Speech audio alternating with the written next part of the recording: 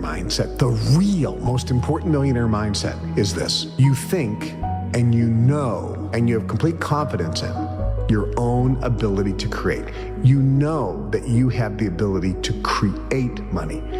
You have confidence that you have the ability to create money anytime you need it. You have confidence that you have the ability to create money anytime you need it. Being broke, Confidence that you have it's only wrong with someone being poor. It's nothing wrong with poor mindset. It's only just some temporary situation. Just you would fix. It's only just being poor. Temporary situation. It's a mind state you would fix. The reason you want it so damn bad is because you know you can get it. You know you're capable. You know if you do everything right, so everything that you said, you know that you can achieve. And when you know you can do it, you get this right. So when you don't have it already, and see the problem is so many people don't think that they can do it. That's when you lose your trust. People want to talk about where's that fire. That fire is by starting. You gotta ignite it. That's gonna light that fire. Now you know how big this fire can get. You know how dangerous you can be. You just gotta stoke the fire every day. You gotta keep adding to it. Every time you add to it, it gets a little bigger. It gets a little more positive. It doesn't seem so crazy anymore. And after you add it enough, you see what's capable. Until one day that fire is there. It's rage, all because of the spark. Nothing ever just happens by luck, but every effect has its definite cause. Albeit we often observe effects, the causes of which we cannot isolate or understand. Now there's three types of people in this world. Those who watch things happen, those who wonder what happened, and those who get up and make it happen. It's easy for you to figure out what type of person you are. And those who get up, do you wait to start doing it until you feel like doing it? Or do you get up and get after it until you feel like doing it? Come on now. It starts with the dream killer button. Don't hit it. What you doing? You gonna snooze yourself or choose yourself? Don't confuse yourself and lose yourself. How you gonna start your day with a nap? Don't confuse yourself. You ain't even done nothing yet. How you gonna start your day with a nap? You had plans on waking up last night and you set that alarm. What happened since then? Your dreams got smaller and you stay in your bed. What happened since then? Your life is less important than the excuses in your head. You stay in your bed. Your dreams stay in your head. Choosing your feelings instead of what you said last night when that alarm was set. The reason you don't have more money in your life is because you settle for mediocrity. Because money is a frequency, it's an energy, it's a vibration. So when you readily accept lower quality food, what you're saying to the universe is, universe, I happily accept the lowest quality for the most important thing of my life, my body. Please, universe, don't send me more money because I am happy with less than what is ultimately available. See how you're creating more of what you don't want? You're not living in your authentic self. Poor in spirit people say the words, I can't afford that. Authentic self people say the words, how could I afford that? That's the shit. I shall introduce you to your greatest asset, and with this introduction, the master key to success will be within your easy reach. And with this introduction, I say this is your greatest asset, with which you may tap and draw upon the supreme power which created you and runs this entire universe. The name of this principle is applied faith. I should know what I'm talking about because I was handicapped at birth by the four horsemen, which keep most people in bondage all the days of their life: poverty, fear, illiteracy, and superstition. I'm gonna just tell you guys right now straight up how it works in life. There's cheat codes in life, bro. There's shortcuts in life. And I'm gonna tell you guys right now how it works. You watch me because in some way you can relate to me or you look up to me in some way. Well, guess what? You can go out and get this shit too. I'm trying to tell you it's not easy. It takes a lot of hard work, dedication, a lot of blessings, a lot of luck. It's luck. But at the same time, it takes a lot of hard work, dedication. You have worked years and years and years and years, and it finally will pay off. If you work extremely hard at whatever you got going on, something that you love to do, I swear to God, your life will change. It takes one whole year to see crazy improvement. It comes down to a simple choice. Get busy living. Get busy dying. You gotta want it bad. You gotta want it so bad that it hurts. That you don't can have it yet. That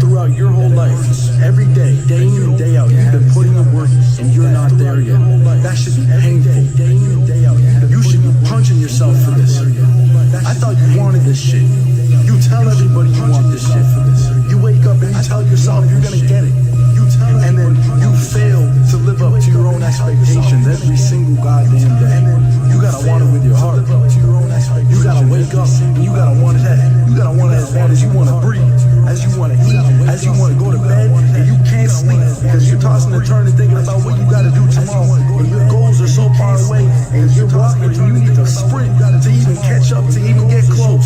You gotta want it so bad that nothing else matters. Anything that's not working towards that is a waste of your time. That's how bad you gotta want it. Stop wasting every single day. You gotta get up and get the fuck after it. Let's go. You want that? Not a problem. But let's learn the formula of how to create, right? So then you'd have to feel those emotions, right?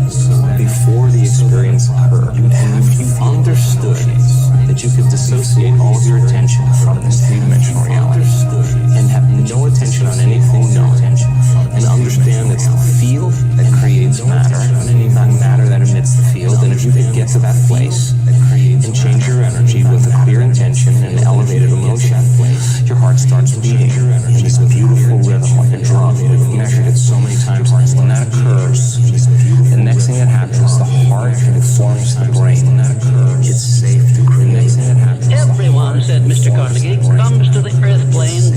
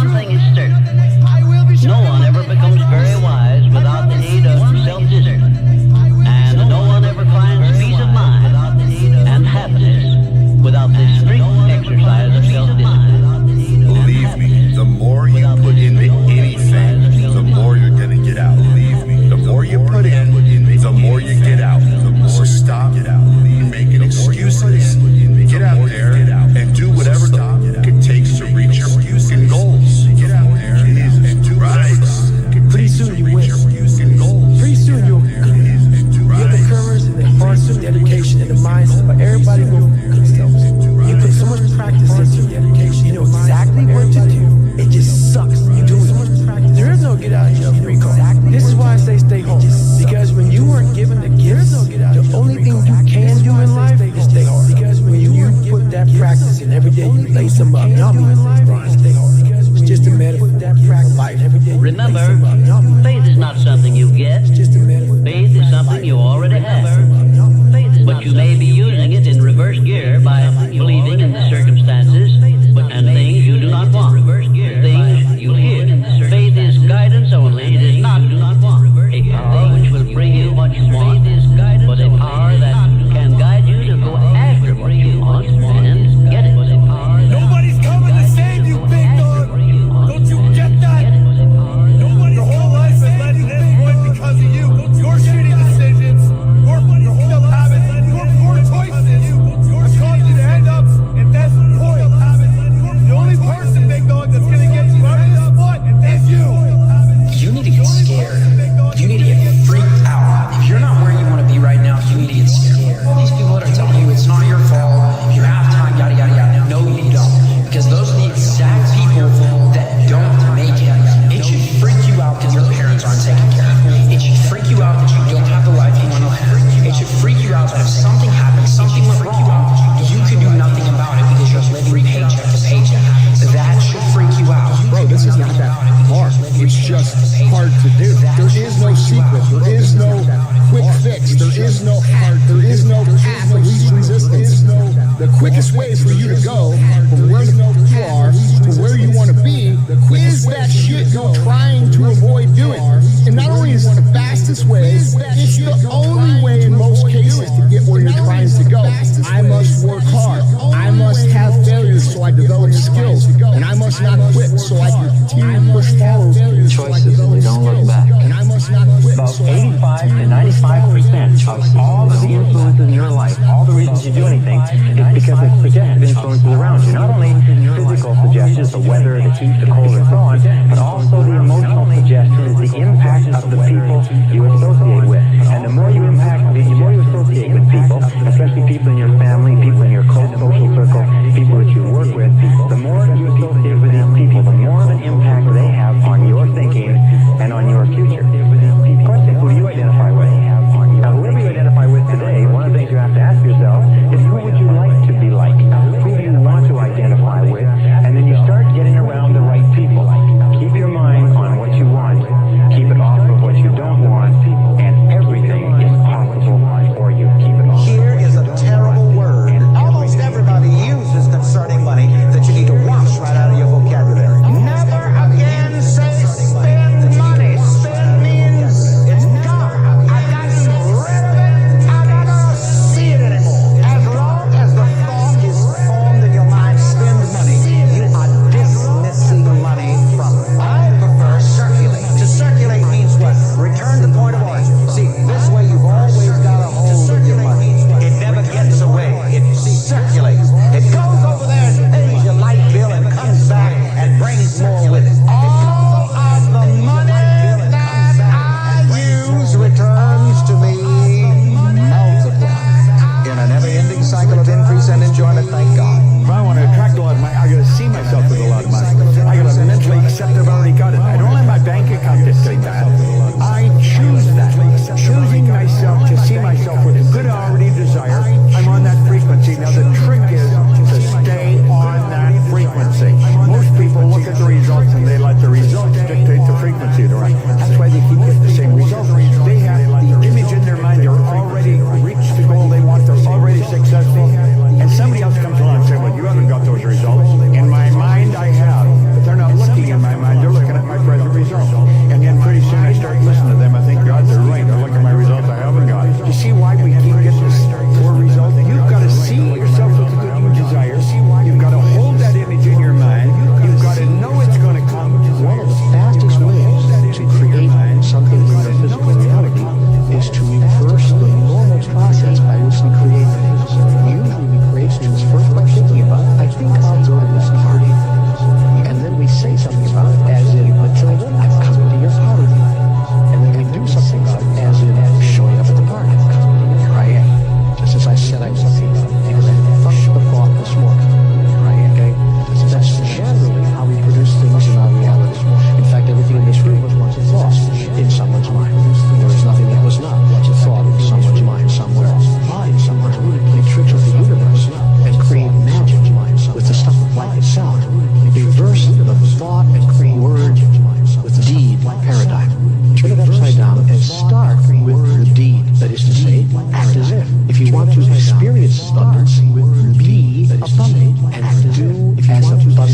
does. Therefore, if you have only $5 left to your name, go to a store and get a transfer it made into singles. Take 5 singles and walk down the street and give a single to each of 5 people who have even less than you. By the way, you will find those people very easily. It's crazy because I used to tell myself at 14, 15, like, I'm gonna be a millionaire, like, on my own. Like, I used to, like, going, not even hype, like, talk for hours, like, I had money, like, but I do this. It's crazy because, like, now it's like, that's my life. It's scary how I do this. Because, I remember, like, being on a train going to school, like, I'm gonna be a millionaire, I'm gonna have a car, I'm gonna be driving down the street, I can see myself. Then I asked school, like, came in here, like, crazy. There is all the money that everybody needs and wants waiting there. The way you feel about money is highly uncorrelated to how much you've got in the bank. You have to change the way you think. The number one thing that's keeping you poor is your mouth, what you say. You see, what you say is what you get. Your tongue is a creative force. Words have power. Your power than you could ever imagine. Every word that comes out of your mouth has 100 to 1,000 times more power than a thought. If you believe that what you say will happen, you will get whatever you say. Listen to me. Rich people think different. So what I'm gonna put in your head today, listen to me, is a rich people concept. So you can get to understand it. The only difference between successful people and not, it's just how they think. So rich people think different. The only difference between quit letting people tell you you gotta get qualified in another program. You don't need another program to be successful. You need to change the way you think. You don't need another program to be successful. Write it down, dude, and fire and wire those thoughts in your brain. Install the hardware. Keep doing it with attention and intention. It becomes the new voice in your head. It becomes a song for attention. Then say, okay, how am I going to be in my life today? What would an abundant person, how would they behave? And before you reach for your cell phone to start scrolling through your social media, close your eyes and rehearse how that person would walk, how they would greet, how they would smile, how they would greet people, how they would be on Zoom calls, how would they be in traffic, how would they be at dinner, and you have to close your eyes, mentally rehearse the act. If you're truly present, the brain does not know the difference yet in real life experience in what you're imagining. Say no to the paycheck. Paycheck makes you poor because they make a slave legacy, not a master legacy. Make up your mind. That's this idea of you got to be realistic, that you got to be logical, is a bunch of nonsense. That's this idea of you got to be realistic, that you got to be logical. I've been totally illogical many times, and it's helped me a lot. I've been totally illogical. When you speak of your poverty and lack of education, you are simply directing your mind power to attract these undesirable circumstances. Because it is true that whatever your mind feeds upon, your mind attracts to you. Now you see why it is important that you recognize that all success begins with definiteness of purpose, with a clear picture in your mind of precisely what you want from life. You are on your way to making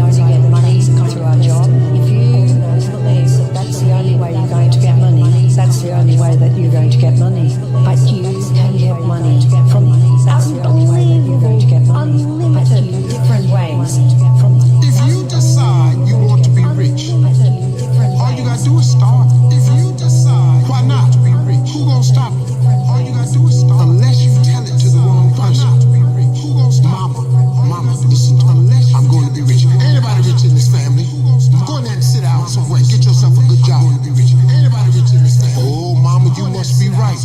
No, mama could be wrong. Because what you have in your imagination, God didn't show it to your mama. I'm sorry. Because what you have in your imagination, He showed it to you. God didn't show it to you. Know what you want and believe that you can and will get it. Give expressions of gratitude many times daily for having received that which you want, even before you actually get physical possession of it. Possession starts first in the mind. Please remember this. Remember, there can be no application of applied faith without action. When overtaken by defeat, as you may be many times, remember that man's faith is tested many times before he is crowned with final victory. And accept your defeat as nothing more than a challenge to keep on trying. But I'm starting to realize, bro, when you dance to your own rhythm, when you play by your own rules, and you live in through your vision, that's a perfect indication you're doing it correctly. Because they literally don't see what you see, and they don't see it. They don't see what you see because they don't see as far as you see, and they don't understand why you see what you see. They don't even understand where it's coming from internally. Why they don't?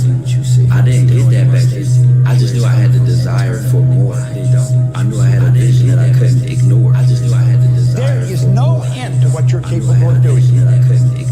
Once you get into this vibration, you'll start attracting opportunities. Just going to pop up everywhere you go. Delayed gratification, which means putting off enjoying the fruits of your labor for a period of time. It's temporary, so that you're focused in on what you're doing. This is the one thing that people always did, that people that are not successful don't do. They're obsessed with making money. They're obsessed with their mission, their purpose, their idea, their project, and it's all they do. It's all they think about. They eat, drink, and sleep. This obsession. They work on it, but it's not work to them. They absolutely love the journey, but it's not because they understand the journey is actually the reward. What you say is what you get. Time is a creative force. What do you say when you talk to yourself? Do you call yourself names, or do you give yourself a pep talk?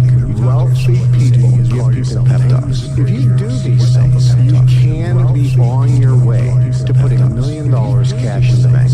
And I have to tell you, making money today is easier than ever before in history. It's not harder, it's easier. And you get it when you believe it. You get it when you have it. And that's the end. It's like people still, they sit around going, when's it going to come? When's it going to come? When's it going to come? When's it going to come? And that's the wrong way. You have to go, when's it going to come? When's it going to come? The person who's living in lack is waiting for their wealth to feel abundant. They're waiting for their success to feel empowered. They're waiting for their healing to feel gratitude. They're waiting for their new relationship to feel love. They're waiting for the mystical experience to feel awe. That's the Newtonian model of reality, of cause and effect. You're waiting for that event to happen that takes away this separation of lack. Nothing wrong with it. It's the way most people create. But what we've discovered is actually something else. The moment you feel gratitude, your healing begins. The moment you feel worthy and abundant, you're generating wealth. The moment you're empowered, you are moving towards your success. The moment you're in love with yourself and you're in love with life, you'll create an equal. The moment you're in awe of life, you're going to have a mystical experience. And so that's causing an effect. If you want it, don't just think you want it. Go out and want it. But you're not looking like you want it. You look like you're feeling sorry for yourself. And nobody wants anybody that's feeling sorry for themselves. Isn't it strange that so often people have to be cut down by failure and defeat? Isn't it strange before they learn that they have minds capable of mastering all of their problems? Just remember this about adversity. Nothing is ever so bad or so unpleasant that it may not yield some benefit if we keep a positive mental attitude toward the experience and make it a habit to look for that seed of an equivalent toward the experience. What is money? Define it. What is money? You go in, you give your time, your energy, your attention towards a task, and you get paid. What is those 15 pounds that you're getting for that hour worth? Towards a task, and you get paid. Not your time. What is it worth? Where does it come from? Who gives that thing value? It has no value. That money isn't real. So what you need to do is you need to create money, and you create money by elevating the way that you think about finances, the way that you think about business, the way that you think about working. You don't work in order to get a paycheck. You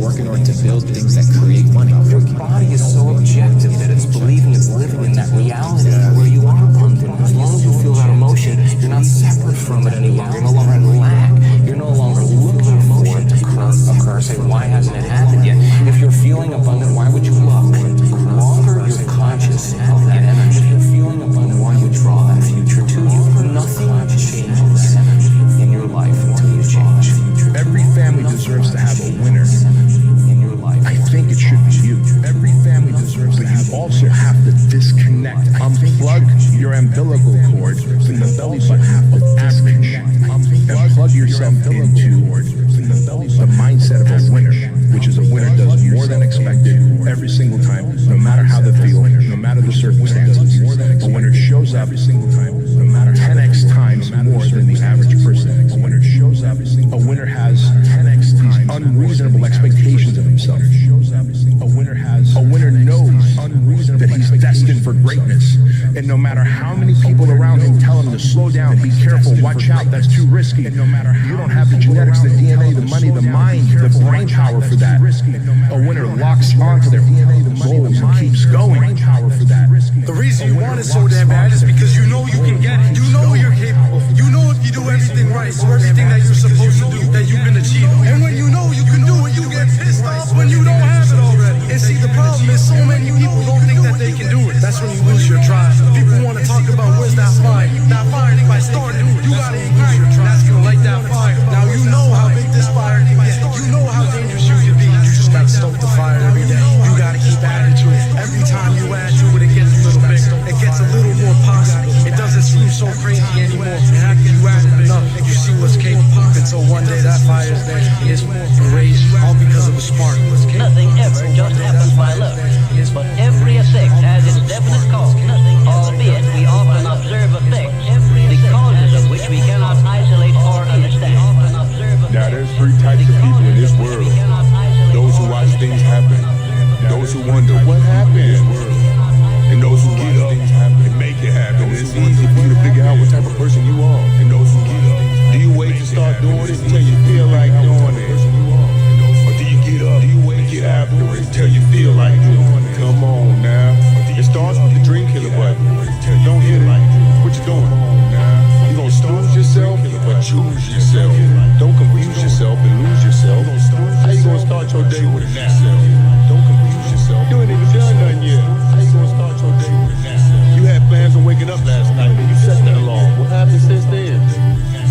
Your dreams got smaller, so you stay in your bed. What happened since then? Your life is less important than the excuses in your head. You stay in your bed, your dreams stay in your head. Choose your feelings instead of what you said last night when that alarm was set.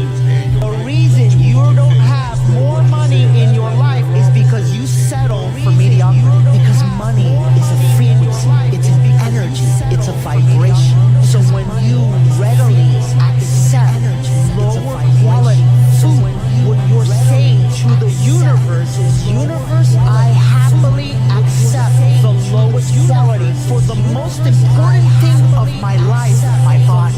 Please, universe, don't send me more money because I am happy with less than what is ultimately available. See how you're creating more of what you don't want? You're not living in your authentic self. Poor in spirit people say the word, I can't afford that. Authentic self people say the word, how could I afford that? That's the shit. I shall introduce you to your greatest asset, and with this introduction, the master key to success will be within your easy reach. I say this is your greatest asset, with which you may tap and draw upon the supreme power which created you and runs this entire universe. The name of this principle is applied faith. I should know what I'm talking about because I was handicapped at birth by the 4 freshman mouths which keep most people in bondage all the days of their life. Poverty, fear, illiteracy, and superstition. I'm gonna just tell you guys right now straight up how it works in life. There's cheat codes in life, but there's shortcuts in life. And I'm gonna tell you guys right now. You watch me because in some way you can relate to me or you look up to me in some way. Well, guess what? You can go out and get this shit too. I'm trying to tell you it's not easy. It takes a lot of hard work, dedication, a lot of blessings, a lot of love. I'm trying to tell you it's not. But at the same time, you have people that work years and years and years, and it finally will pay off. If you work extremely hard at whatever you got going on, something that you love to do, I swear to God, your life will change. It takes 1 whole year to see crazy improvement. I swear to God. I guess it comes down to a simple choice, really. Get busy living. Get busy doing. Choice. You gotta want it bad. You gotta want it so bad that it hurts. That you don't have it yet. That throughout your whole life, every day, day in and day out, you've been putting in work and you're not there yet. That should be painful. You should be punching yourself for this. I thought you wanted this shit.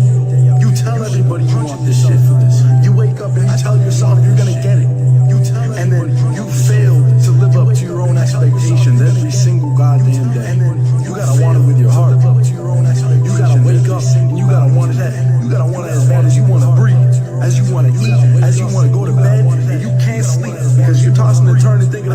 gotta do tomorrow, and your goals are so far away, and as you're walking, you need to sprint to even catch up, to even get close. You gotta want it so bad that nothing else matters. Anything that's not working towards that is a waste of your time. That's how bad you gotta want it. So stop wasting every single day. You gotta get up and get the fuck after it. Let's go. You want that? Not a problem. But let's learn the formula of how to create, right? So then you'd have to feel those emotions, right?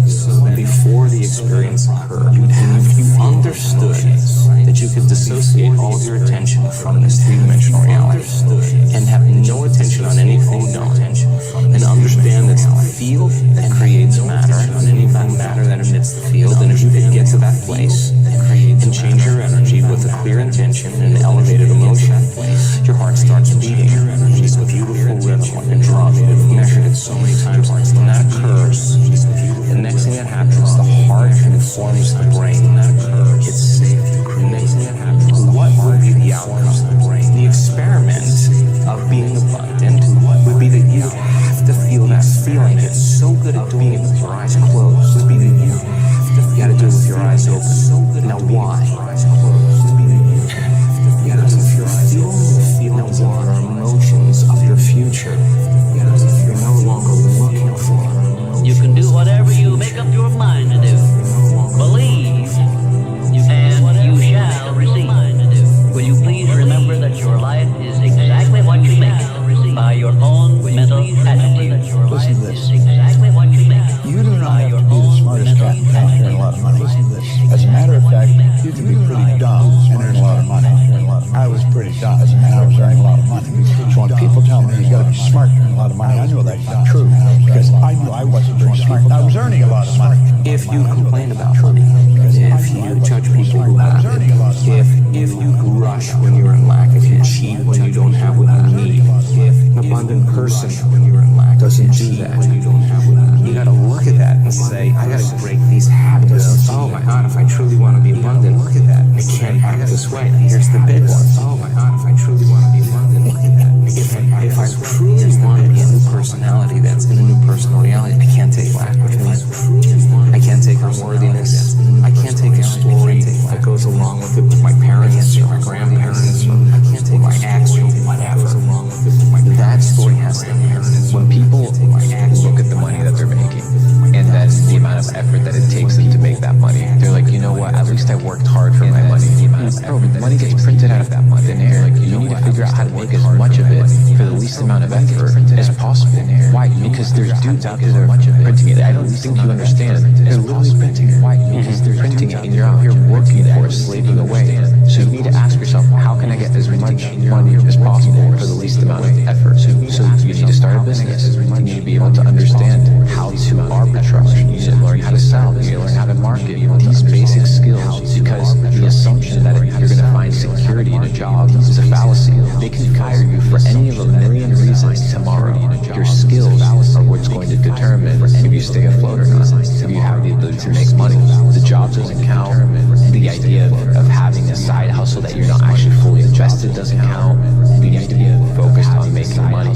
Money is the name of the game. You have to take care of it. You are a creative force. Get the millionaire mindset. If you don't have the millionaire mindset, that money is a renewable resource, and then you can create, and there's this God, the universe, which is the source of your supply, that gives you the power to get right. If you don't have that mindset, then you're going to have a struggle making your first million and making any large amounts of money. Money is a renewable resource. You can create money. Now let me give you a description of the one thing which represents the main difference between a successful person and a fake thing. Please listen carefully and think for yourself as I speak, because failure to recognize the truth I am about to give you is the starting point of most failures. Successful people in all occupations, all professions, and all callings have one trait which distinguishes them from the failures. It is their capacity for belief. The failures see the hole in the donut, but do not see the donut around the hole. The successes see the hole also, but they see the donut around the hole. Changing your psychology around money changes absolutely everything. The way you feel about money is highly highly uncorrelated to how much you've got in the bank. The way you feel about money is highly uncorrelated to how much you've got in the bank. We're going to go back to childhood, and we're going to go to the future. What conversations do you remember your family having when you were young about money? What phrases? Here's some examples that might sound familiar. We can't afford it. Here's the consequence of it. This person, hopefully, they end up in a pretty nice job. Maybe they've done well. They have some decent amount of money. They come to me and go, why do I still feel guilty ordering a salad when I eat out? And my partner is saying, we have the money. Look at our checking account. Why? Well, trace it all the way back to conversations you had starting at age 6. Wow. Well, It's not about wealth. Trace it all the way back to conversations you had starting at age 6. Isn't it a strange fact that most people make a negative application of their great power of faith by thinking about and believing in poverty, ill health, fear, failure, and defeat, when it would be so easy for them just to change their thinking over to the circumstances and things they desire? If you aim for success above mediocrity, you will need to learn to act on your own personal initiative, because your success is something which you must achieve for yourself without someone telling you what to do or how to do it. There are two kinds of men who never amount to much: those who cannot do as they are told, and those who can do nothing else. Most people learn how to fail and not to succeed. It's a mindset. It's a mindset. When they developed Tesla, everybody thought, not a new idea. But they were persistent, they were convincing, and they could see something that most people did not see. The same thing with Google, the same thing with Apple. They were providing something that people were looking for, but they did not know how to put it together. So if you want to be a billionaire, you have to start thinking what will work and not only what will fail. Billionaires look at their experience and say, this did not work, what can I learn from it? You have to change the way you think about it. There's been many periods in my life that I've had internal growth, which was this: work, periods in my life, no results, but I'm a little bit better, which was this: work, no results, but I'm a little bit better. No results, I'm a little bit better. Boom, just got paid. It just got paid, and it looks like overnight success. It's like, oh, it happened here. No, bro, it does like overnight. Because if you do all those things, even if nothing happens, and you know you're doing the right thing and you're on track, overnight success becomes this easy thing because you were internally growing and then the bubble popped, and then boom, it looks like you were doing it all wrong. You want to make money, the key to making money is serving the most amount of people. The more people you serve, the more money you make. People always say, athletes make so much money. Doctors should make more money than athletes. But I'm like, wait, how many patients you got? How many patients you got? The doctor got 30 patients. Well, you got 30 patient money. But how many people are enjoying watching LeBron play? Hundreds of millions. So he gets hundreds of millions of dollars. I said, dude, don't ever get it twisted. You serve more people, you get more props, you get more money. Another way to get wealth is through servitude. Listen very carefully. The more people you serve, the richer you become. The more people that you can serve, and the more needs you can meet, the more successful you become. If you're going to put your effort into something and you're going to work on something, you cannot afford the luxury of a negative thought. I'm going to write a book. I can't afford to think that it won't sell. I'm going to build a business. I can't afford to think that I'm not going to get any clients. Do not accept from life or anyone else anything you do not desire. And remember that Mahatma Gandhi proved himself to be more powerful than the great British military force by this simple method of passive resistance. Keep your mind eternally engaged in thinking of that which you desire most, your major purpose in life, so no time will be left for you to waste on thinking of that which you do not want. The more I listen to this, the better my life gets. If they don't have what you want, don't listen to what they say. There's no greater waste of time than justifying your actions to people who have a life you don't want. Write out this sentence and paste it in a prominent place where you work and on a mirror where you see yourself in your home. Whatever the mind can conceive and believe, the mind can achieve. Remember also that you are the only person who can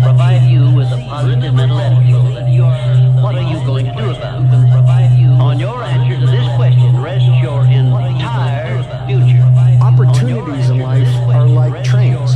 There's always another one coming. There's not like this is the last opportunity that will ever present itself to you in this lifetime. No, there are an abundance of opportunities, tons of opportunities. There's huge amounts, and if you don't take advantage of this because of various conditions and circumstances that you can't, there'll be another one down the road. This is the confidence or knowing this, that you can and will have tons of opportunities in this lifetime. You can't take advantage of every single one. Take advantage of the ones you want. So it's super easy to make.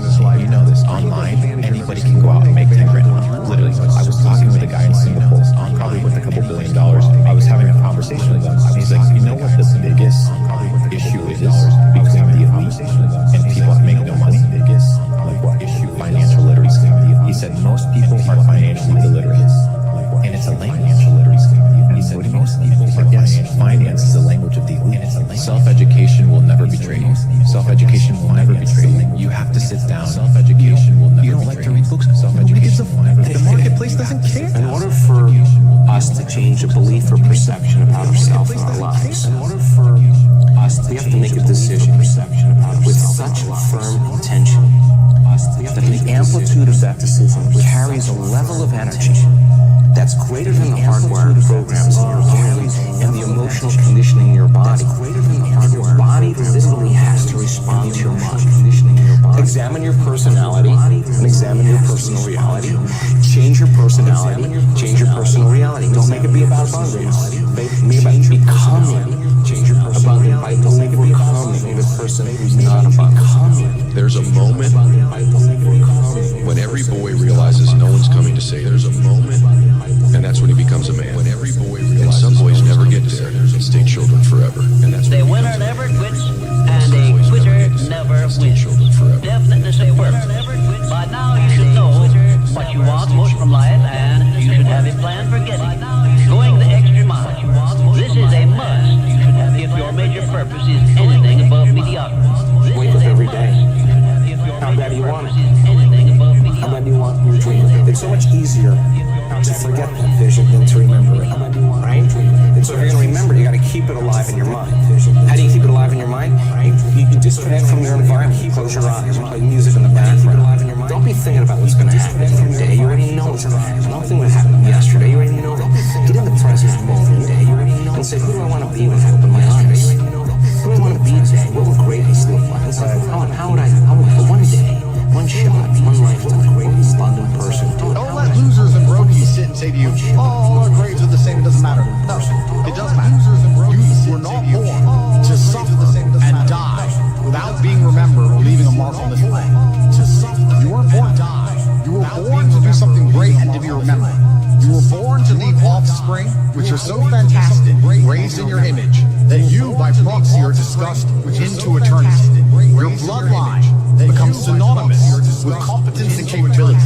That's why you were born. Becomes synonymous with competence. If you can see it here, and you have the courage enough to speak it, if you can see it, it will happen. So who's the best man in the world ever? Me. Speak it. Where does this confidence come from? What were you like as a child? Were you always like this? Did you know you were destined for greatness? I was always one of those guys, yeah. The first step before anybody else in the world believes it is you have to believe it. To all of you out there, please keep your dreams alive. Dreams are something you have to believe in. I almost gave up on mine. They say stories like this only happen in the movies. I cannot believe it's happening to me. Mom, I just won an Oscar. Happening to me. Mom, I just won an Oscar. Your mind is but a magnet to what you want. You know what I'm saying? The law of attraction. Fourth grade, I went in my closet. I said, I am going to the NBA. When I was a kid, I used to visualize stadiums. Fourth grade, I went in my closet. And like I said, I am raising my hand and visualizing an arena full of fans. Like that was something I done as a kid. I always had these visions of something. You have to do that. You have to battle with this. Whatever the mind can conceive and believe, the mind can achieve and conceive. So a lot of times people believe in certain things, but they keep it to themselves. They don't put it out there. You truly believe in it. Give yourself, vocal with it. Put it out there. You are creating that law of attraction, and it will become reality. Connor, you've been dreaming about this moment, you've been talking about this moment. Honestly though, does it feel the way you thought it would? Talking about this moment. Yeah, it does. It feels beautiful. Does it I dreamt this so clearly, so precisely, and so frequently that it has manifested itself into reality. And that's what I am feeling right now. It has manifested. Why not you? That's what I am feeling right now. You've got the brain. You can make decisions. You can study the plan. You can change your life. You can grow immensely in the next few years. You can make your dreams come true. You can build a financial wall around your family. Nothing can get through. You can become healthy. You can become powerful. Why not you? There's this thing about people, and they talk about manifesting. There's this thing. It's real, man. Manifesting is real. When you figure out who you are and what you want to do, and you devote your life to it, like a maniac, like you're all in on this thing, and you manifest, most of these people end up, doing what they say they're going to do and being who they say they're going to become. It's real. And there's no excuses. There's no days off. There's no, not willing to grind. And, everybody's against me and this didn't happen for me because of this and that. And all this whining is these people who dive in and they're hardcore and they're focused and they know what they want. They know who they are. And they lay out these short-term goals and this roadmap on how to get there. And most of those people make it. True years in the gym. True wins, true losses, true life. I just realized that if you say it to yourself and you look yourself in the eye and look yourself in the mirror and truly believe that not a man alive can beat you, then that is the way it is. And just true hours in the gym and preparation, I feel that I am untouchable right now. Just talk to yourself positive. I can do it. I can do it over and over again. Boost your self-confidence and boost your self-esteem. We did not come this far to just break down and lose now. Everything's not always about winning and losing. I'm a winner. Everything's not always I'm going to win. There's people like us, we're crazy in the sense that we believe. It's almost delusion, like sometimes. Like, what's the one? I've heard this quote. It's almost JRE before. It's like greatness and madness and next door neighbors, and they just borrow each other's sugar once in a while. I literally, it was madness. I was me preparing for having a sports car paddle shift, so I shifted. I can manifest like a model shift. Everything comes from the imagination. Everything comes from the imagination. So the power of the mind, everything we don't understand. We still don't understand. I still don't understand how powerful it is. I'm still learning. I know one thing is I can make things happen. I still don't understand how I can go to levels of learning. I just can't tell the world, but like there's levels that like I've manifested things that I'm just like I still shock myself. Like how did I make that happen? And this is not even to do a fight. I'm just doing my personal life, and I'm like how did I make that happen? And this is through this like manifesting subconsciously as well. Just years of something just manifesting, boom, it's right there. I'm just like, that happens. It's scary. You have to understand, you are a magnet. Whatever you are, that's what you draw to you.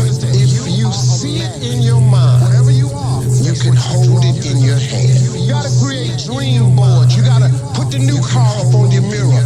Put the weight you want to be on the refrigerator. If you can see it in your mind, you can hold it in your hand. That's the law of attraction. And now here's my last question on the questions to ponder is why not now? And now here's my last question. Your future hasn't been written yet. Questions to ponder is why not now? Your future is whatever you make it. But make it a good one. If a person would sit down and let their body relax, totally relax, and then start to visualize in their mind, see themselves the way they want to see themselves, see how you'd like to live your life, see yourself living it that way. Now understand that that's a picture in your mind, and then take that picture and describe it, write it out in the present tense. I am so happy now that I see myself, and write it out. Start to read it, and read it, and read it, and read it every day. Carry it around, keep reading it. The one point that all the great teachers all down through history have all agreed on, they've been in complete unanimous agreement on it. We become what we think about. Now, it may be fantasy at first, it might even appear to us as being a lie. But if you read a doctrine enough, you'll start to believe it. And when William James said, believe and your belief will create the fact, you will see the person's personality change. Me signing my signature with Champion 2011 on it, it can't hurt me. It can't hurt me. It could only help me to believe it even more, you know. So yeah, I mean, it works for me. It can't hurt me. It could only help me to believe it even more, you know. So yeah, I mean, it works for me. It can't hurt me. It could only help me to believe it even more, you know. So yeah, I mean, it works for me. It can't hurt me. It could only help me to believe it even more.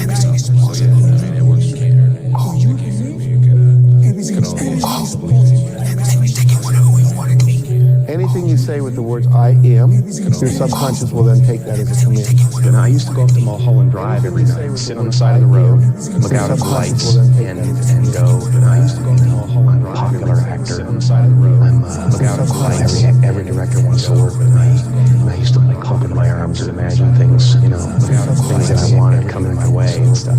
I would stay up there until I actually believed that I had all these things. And then I would drive down the mountain feeling like the biggest star in Hollywood. I wrote a check out to myself in $10 million for acting services rendered, and I put it in my wallet and I carried it for that many years. And what happened was, basically, a few months ago, we did a deal for the mask for $10 million. $10 million payment for doing the mask. And so it's very surreal for me.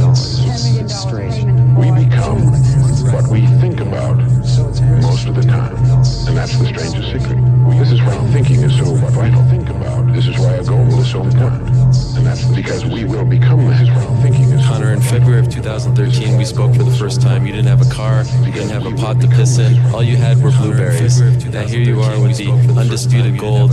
Enjoy it, my friend. You deserve it. You call it berries. Now here you are with the undisputed gold. Enjoy it, my friend. You deserve it. You I've always had visions of better. I've always visualized better. And in times of struggle, like driving around, driving down in a banger of a car that I had to push start, I'd be still driving a soft top Bentley around Beautiful, California. Banger of a car that I had to push start, I'd be still driving now I am driving a soft top Bentley around California. I always visualized good things. I always visualized victory, success, and abundance. I visualized it all, and it's all happening. I always visualized act like the person you want to become. That's not fake it till you make it, by the way. I visualized it all. This is intentional. Intentionally act like the person you want to become. Because when you intentionally act like the person you want to become, your brain perceives you taking those actions, so your brain starts to change the way it relates to you. When your brain sees you high-fiving yourself in the mirror, it starts to go, oh, wait a minute, Steven loves himself. Steven's cheering for himself. We don't beat Steven up. Well, again, nothing changes for me, you know what I mean? I already felt like I had money back then, even though I didn't have money. I always felt like I was the champ, even though I wasn't the champ, you know what I mean? So it felt like nothing changes for me. I still feel the same way as I did before. I continue to do what I do day in, day out. I show up at the gym, I train. When I leave the gym, I take down notes of what happened in the day in, day out. Training all the scenarios that I have to quote off, what we learned, what we did. I go back to the gym, I repeat, and then that's it, that's my life. The three most common traits of highly successful people. Do you remember those? So, the three most common traits of hyper-successful people that they looked at, it was interesting. So, number one was that they had a superiority complex. They thought they were better than other people and that they deserved more. Successful people. The second is that they suffered from massive insecurity and feeling like they would never be enough. And third, they had impulse control. Visualization activates your superconscious capabilities and releases your mental potential. The clearer the picture is in your mind, the more rapidly your subconscious and superconscious go to work to bring it into your reality. My father always jokes that I could be doing anything. He said, listen, by the time I'm 25 years old, I'm going to be a self-made millionaire. And he laughed at me. How old are you? I'm 24 now, so I feel like a millionaire. I feel like a superstar. And that's the way I felt back then when I first started. I kept that vision in my head. I kept that belief. I hit the gym. I trained hard. I believed in my abilities. And now here I am. Let me leave you with some words from Muhammad Ali. Impossible. It's just a big word thrown around by small men who find it easier to live in a world they've been given than to explore the power they have to change it. Impossible is not a fact, it's an opinion. Impossible is not a declaration, it's a dare. there, right? Just decide what it's going to be, who you're going to be, how you're going to do it. Just decide. And then from that point, the universe is going to get out your way. It's water. It wants to move and go around, you know. So for me, I want to represent possibility. I want to represent the idea that you really can make what you want. There's only one thing that's impossible, and that's to be a man that doesn't give up. You need an alter ego, a version of you that's limitless. Make your weaknesses their strength.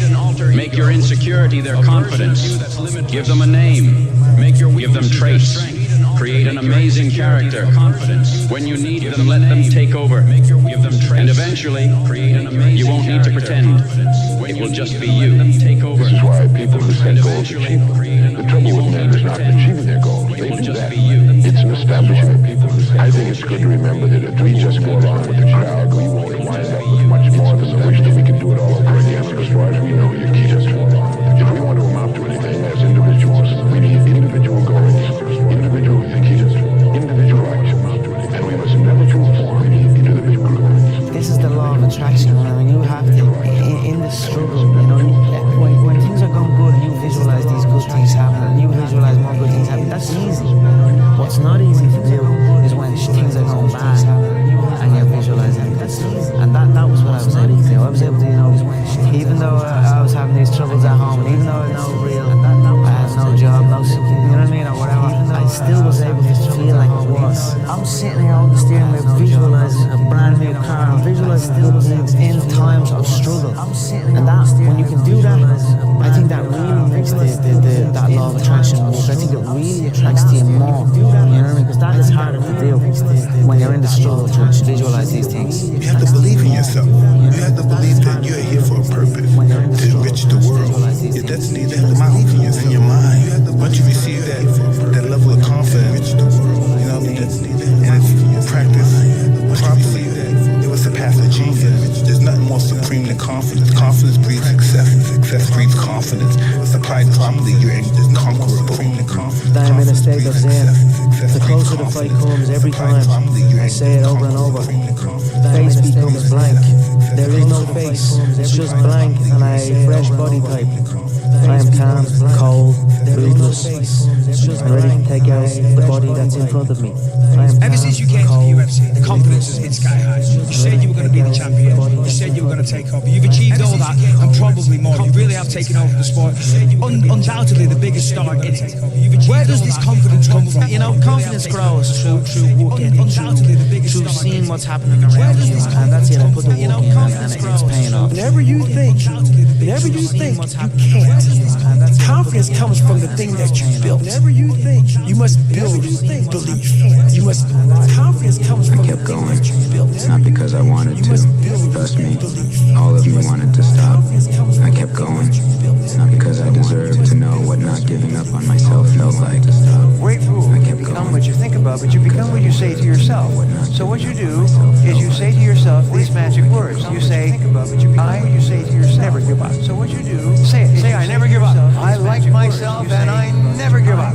Around 2010, 2011, I went through this huge spiritual thing where I became obsessed with the power of the mind, meditation, visualization, and just realizing how powerful our minds actually are, and our level of self-belief. I just took myself to this different mental level where I took myself from being average, very average-minded, to absolutely believing that I was to believing that I could be that I could be the GOAT, be the greatest, and never lose. I took myself to a different place mentally, and a lot of it came from mental practice and meditation and visualization and just seeking knowledge from people who are strong believers. I've always dreamed as a kid that it was possible for you to always just like, I had a dream. You know, like sometimes we lay down in bed and visualize things. You just kind of had us out. This is how I would go to sleep.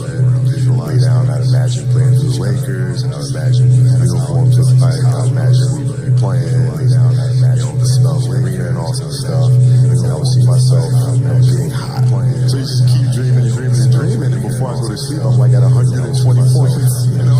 I can tell when you grow up, downloading that into your brain over and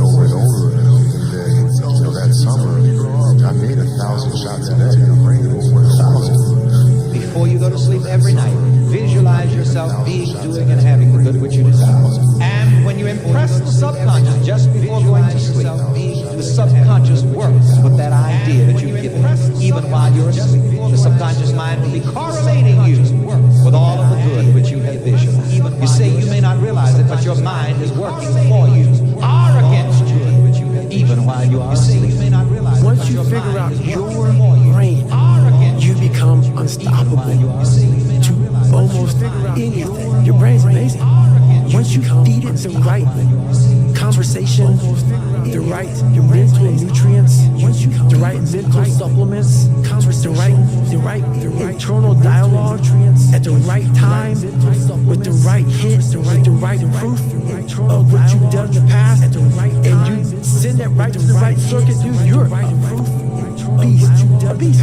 I truly believe we are all equal as human beings, and if we are obsessed with something and we truly pursue our passion with everything we have, regardless of anything else, if you are obsessed, work hard, put in the time, you will succeed, and that is a philosophy that I carry. I remember during one lunch break, I was in the car park, pissing rain down, and I just said to myself, there was some music playing, and it was like it wasn't even words to it, it was just a kind of a beat, and I got like real. I went somewhere with it, and I was like, I'm out of here. I'm gonna just drive out of this building, so I head home and pursue this dream of becoming a world champion in mixed martial arts, and that's what I did. I drove home. When I got home, my mother and father said, "How come you're not still at work?" And I said, "I'm never gonna go back to that site another day in my life." And then all hell broke loose. But through hard work and through dedication, they saw what I was pursuing, and they supported me, and I done it. I did dedication. Visualizing is my biggest tool of life. That's why I've been able to put myself in cold water, put myself in a 100-mile race, and I'm able to go through the race and see I'm going to feel about 50, almost to the exact feeling. Right, so when it comes up, it's no surprise. No surprise. I've already done this a million times. And that's the one thing I practice and practice and practice and practice overnight. But also, the most important thing is I practice that feeling of accomplishment. I'm going to have Write everything you want on a piece of paper. Everything. I don't care. Use your wildest imagination.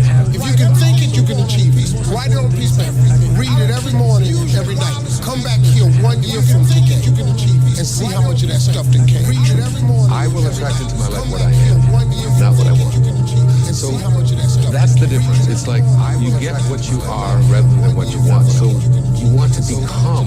And I had one of the greatest lessons I ever learned, and I'm about to share it with you. Set a goal that will make you successful. And I had one of the greatest. And he said, here's why. For what it will make of you to achieve it. And I got one of the greatest classes in one sentence I've ever received in my life. Set a goal that will make you the greatest classes in one sentence. For what it will make of you to achieve. Set a goal. What a brand new reason for setting goals. What an all-encompassing challenge to have a better vision of the future. What for? To see what it will make of you to achieve. And here's why. The greatest value in life is not what you get. The greatest value in life is what you become. And here's why. The first rule that I always talk about the success is you got to have a very clear vision of where you want to go. Because if you don't have that, you're just floating around. And so, I was very fortunate that I created that vision.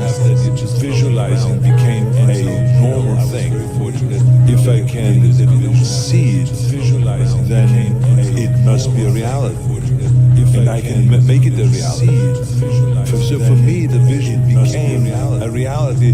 So it was only then a matter of following through with the work to get there. Work your out. Because every single time when I had a vision about anything, I had to work it out. Every single time. What you have at the moment, Mr. Owen, you've attracted by the person you become. What you have at the moment, you've attracted by the person you become. A few little simple principles here. Once you understand these, you start to explain so much. Now sometimes it's a little tough to take, blaming yourself instead of marketplace, taking responsibility instead of putting it off on someone else. That transition sometimes is a challenging mission instead of putting it off. And this one was a little tough for me. He said, Mr. Stone, you've got pennies in your pocket, you've got nothing in the bank, creditors are calling, You're behind on your promise. He says, here's how that occurs. You've attracted, up until now, you've attracted the things to you because of the person you've become. Now I said, well, how can I change all that? He said, very simple. If you will change, everything will change for you. I said, well, how can I change all that? He said, you don't have to change what's outside. If you will change, all you've got to change is what's inside. Everything will change. To have more, you simply have to become more. You don't have to change what's outside. And then he said, don't wish it was easier, wish you were better. To have, don't wish for less problems, wish for more skills. And then he said, start working on yourself, making these personal changes. And he said, it'll all change. Wish for more skills. You attract what you feel, what you are, what you attract, what's on your mind. Yes, Like the law of physics. I don't know how anybody can disagree with that. Ask any physicist. You attract, not something you pursue. Success is looking for a good place to stay. So instead of going after it, you work on yourself. Success is personal development. Place to stay. See, the major question to ask on the job is not what are you getting. The major question to ask on the job is what are you becoming. The big question is not what am I getting paid here. The big question is what am I becoming here. You don't attract what you want, you attract what you are. Now think about that. If you want to attract what you want, you've got to see yourself already with you. Start to see yourself mentally. If you use your imagination, see yourself already in possession of the good you desire. That will flip your mind onto a specific frequency, and you do think on frequencies. It's on that frequency that good you desire is going to start coming toward you, and you will start moving toward it. If you want to attract what you actually want, you've got to see yourself now already with it. It's only a period of time until it manifests in physical form. Never stop. See yourself now. No matter how many failures. It's only a period of time You until know it manifests in what physical you're meant form. to do. Never stop. You have to try. If you're going to try, go all the way. Otherwise, don't even start. If you're going to try, go all the way. This could mean losing girlfriends, wives, relatives, jobs, and maybe your mind. Go all the way. It could mean not eating for 3 or 4 days. It could mean freezing at a park bench. It could mean jail. It could mean derision, mockery, isolation. Isolation is the gift. All the others are a test of your endurance. How much you really wanted to do it. And you'll do it. Despite rejection, against odds, you'll be better than anything you could imagine. If you're going to try, go all the way. There's no other feeling like that. You'll be alone with the gods. The nights will flame with fire. Do it. Do it. You'll be alone all the way. All the way. You will ride life straight to perfect laughter. It's the only good fight there is. I'm enjoying the fruits of my hard work. Nobody works harder than me inside the octagon, outside the octagon. I am a workhorse, so I'm going to enjoy the benefits of this life. I'm going to get myself a big mansion in Las Vegas. I'm going to get the soft top cars. I'm going to bring my whole team out. I'm going to spoil them and give them this place. I'm going to get big steaks that size where I eat every single night. We're eating good, we're living good. It's human nature. Some people will sit and take positivity from that. They will look at that and take inspiration and inspire. It will inspire them to go and push for that. Others will shell and critique and be negative towards it. But one thing is for sure, those people will stay where they are. The people who take inspiration from it will rise up and also one day experience that life. So this is human nature. Some go one way, some go the other way. But I am enjoying my money, my hard money that I have dedicated my life to. Now, the latest research in neuroscience says you can change your brain just by thinking. So then, as you begin to think about a new possibility, and your brain begins to fire in new sequences and new patterns and new combinations, and you begin to plan your behaviors, and you begin to review in your mind, mentally rehearse who you're going to be in your life. The mere action of mental rehearsal begins to install the neurological circuits in your brain. Now your brain is no longer a record of the past. There's a law of attraction in the universe that says that you attract into your life people and circumstances circumstances in harmony with your own thinking. So if you start to read really good material, set goals, commit to your own personal development, strive to become good at what you're doing, listen to positive audio programs, associate with positive people like at this seminar, what happens is you set up a force field of energy that is invisible, but it attracts into your life people, circumstances, possibilities, opportunities that would not have been there in the absence of your own changed thinking. The person who's living in lack is waiting for their wealth to feel abundant. They're waiting for their success to feel empowered. They're waiting for their healing to feel gratitude. They're waiting for their new relationship to feel love. That's the Newtonian model of reality, cause and effect. They're waiting for that event to happen to take away this separation or lack. Nothing wrong with it. It's the way most people create. But what we've discovered is actually something else. The moment you feel gratitude, healing begins. The moment you feel worthy and abundant, you're generating wealth. The moment you're empowered, you are moving towards your success. The moment you're in love with yourself and you're in love with life, you're creating equal. So that's cause and effect, right? When doubt creeps into your mind, remember that whatsoever a man believeth, that shall he also reap. Remember, faith is not something you get. Faith is something you already have. But you may be using it in reverse gear by believing in the circumstances and things you do not want. The things you fear. Remember also that faith is guidance only. It is not a power which will bring you what you want, but a power that can guide you to go after what you want and get it. There are many ways to get the things that we want for ourselves in our lives. But basically, it all begins with how we choose to think. As you think, so shall you be. 7 little words that I think are perhaps the most important things that we can learn and master in our lives.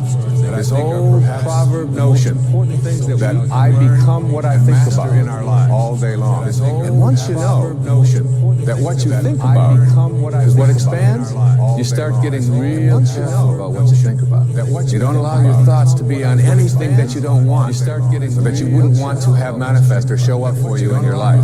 Emerson said the ancestor to every action is a thought. 4th grade, I went in my closet, I said, I am going to the NBA. Anything you invoke with I am after it, the power of manifestation and what can happen in the universe comes true with I am. Because I always remember my mother always said to me, if you can see it, you can be it. What can happen in the universe comes true. The first step before anybody else in the world believes it is you have to believe it. Wake up every day. How bad do you want it? How bad do you want your dreams? It's so much easier to forget that vision than to remember it. How bad do you want it? Make this note. Don't become a victim of yourself. Forget the thief in the alley that's after your purse. What about the thief in your mind that's after your promise? Don't doubt your own ability. There's this thing about people, and they talk about manifesting. It's real, man. Manifesting is real.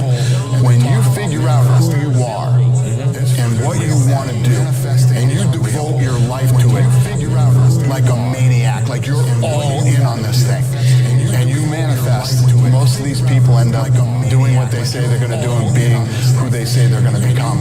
It's real. Most of these people anything's possible. Doing what they say they're going to do and being who they say they're going to become. It's real. And there's no excuses. There's no fucking days off. There's no not willing to grind. And they lay out these short-term goals and this roadmap on how to get there.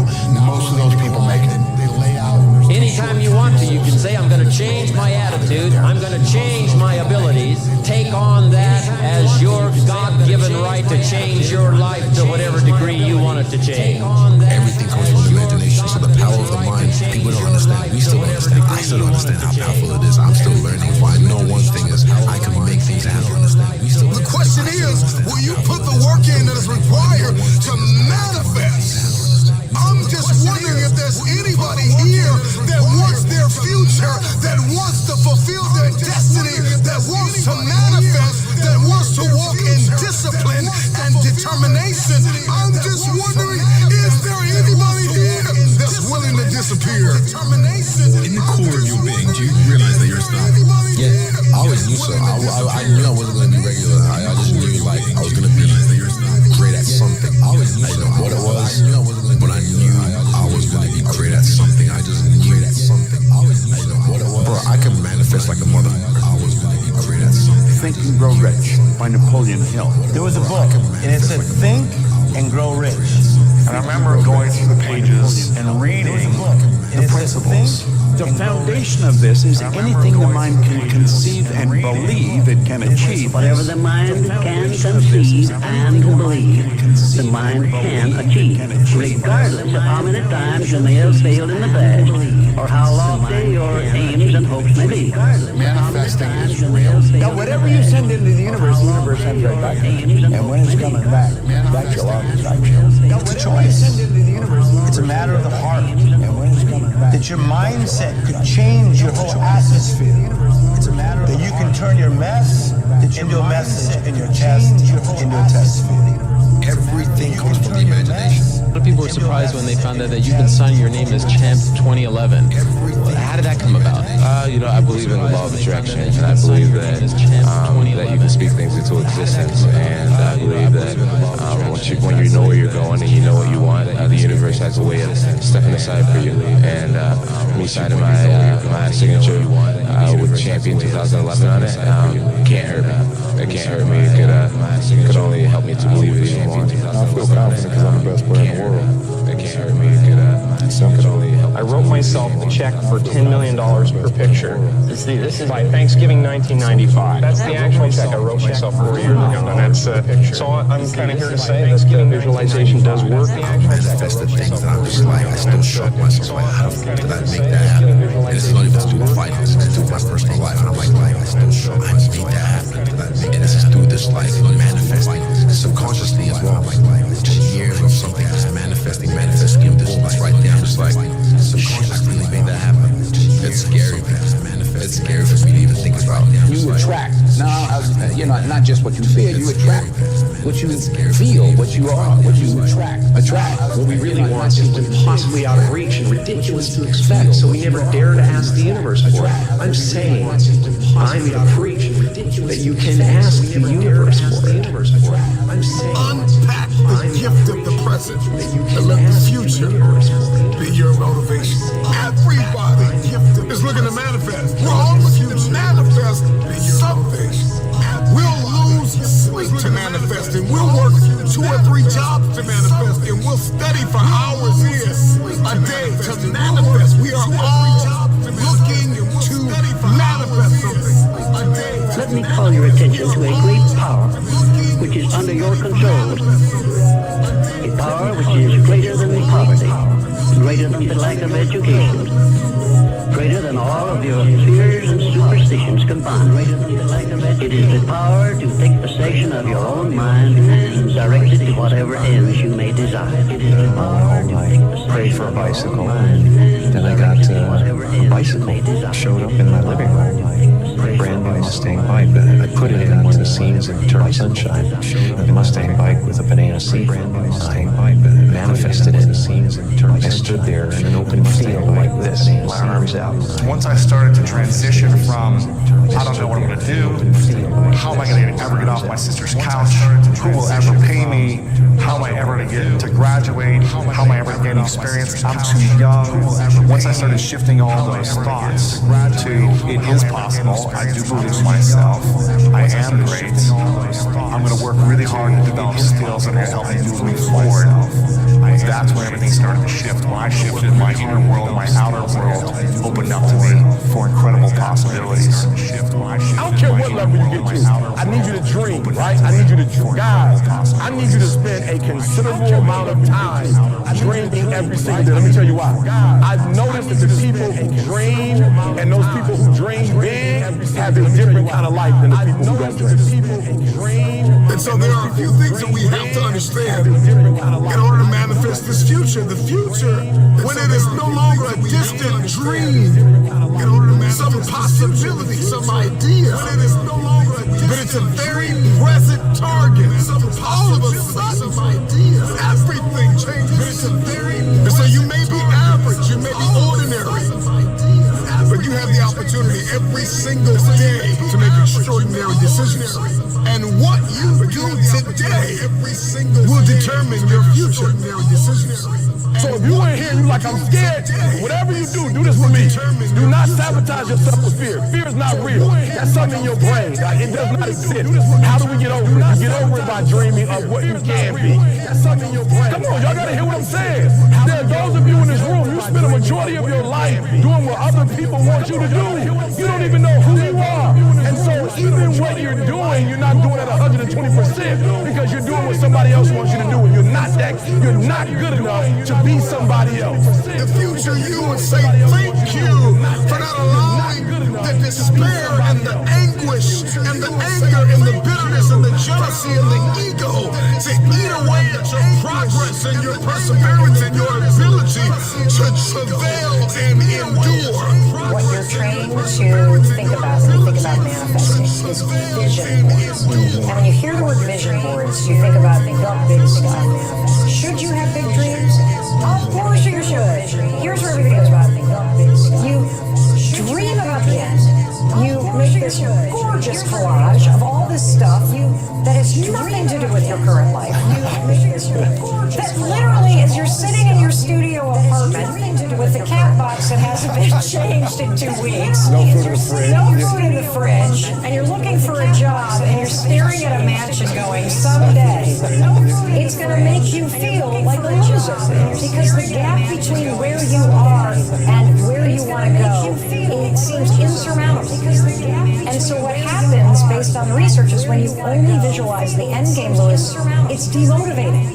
At first, it's really fun to like have a bottle of wine and make your like collage. I'm gonna visualize, I'm gonna slap this up. There's my vision board, it's fabulous. Lost trash bin. Come on, I'm gonna think about it. It's gonna come to me. Okay, I've been doing this for 2 days. I'm still in this apartment with the cat box. It needs to be changed. The way to visualize properly is to visualize the gap between where you are and where you need to go. The bridge. Yes, and particularly between where you are, the horizons. What you do by visualizing the bridge is you train your nervous system and your mind to do the hard work. So you should visualize not crossing the finish line, but what is it like to be at mile 12 when your batteries run out on your earbuds? No, I'm serious. And you keep going. What's it like when your shoelace breaks and now your heel is lifting? You're starting to get a blood blister at mile 17. What's it feel like? And when you wake up and it is pouring rain and you visualize yourself running anyway. That way, when you visualize the work, you are preparing your body for it, so you're not resistant to it when it comes. I think anything your mind can conceive, if you think about it often enough, you will come to believe it. I think anything. So you don't have to believe it to start off with, because I didn't think about it often. And I'm speaking from experience here. I didn't believe I'd ever get to 25,000. I didn't even know anyone with $25,000. But I kept believing. Now, do you know a strange thing happens? See, when you write something, writing causes thinking. Thinking creates an image. The image then is impregnated into cells in your brain. All I was thinking about prior to that was death. If a person has a goal of getting out of debt, they will probably stay in debt forever because that's what you think about. And whenever you think about it and get emotionally involved with it, you're going to attract. You get on a frequency that it's on and you attract. I kept reading the card and I started to think of earning money. Now, many people would say, well, weren't you thinking of that before? No, I was thinking of debt. And because I was thinking about it, I started to hear people talking about it. And because I heard people talking about it, I would start thinking about it. And I thought the answer was work harder. And William Hill said, if you are one of those people who believe that hard work and honesty alone will bring riches, perish the thought because it's not true. Within a year of picking up this book, with no formal education, I had 2 months high school. I had no business experience. So you see, they were good reasons for not winning, and I bought into it. I had no business experience. But Ray told me, he said, Bob, that's why you can't win. How about all the reasons why you can? They're not powerless. not unmanageable. I can control my life. I'm gonna get rich. And so if I could just stay busy, okay, if I could just have a place to work every day and something to do and somebody to call and somebody to be in front of, that was my big fear. My big fear was that little white pill, something to do, those in the trash that night. Never would use another one again. And I just made the decision that day not to quit, not to be powerless, not to be unmanageable, but to be somebody. And I've been doing that since I was 25. Every day waking up, today I'm going to be somebody.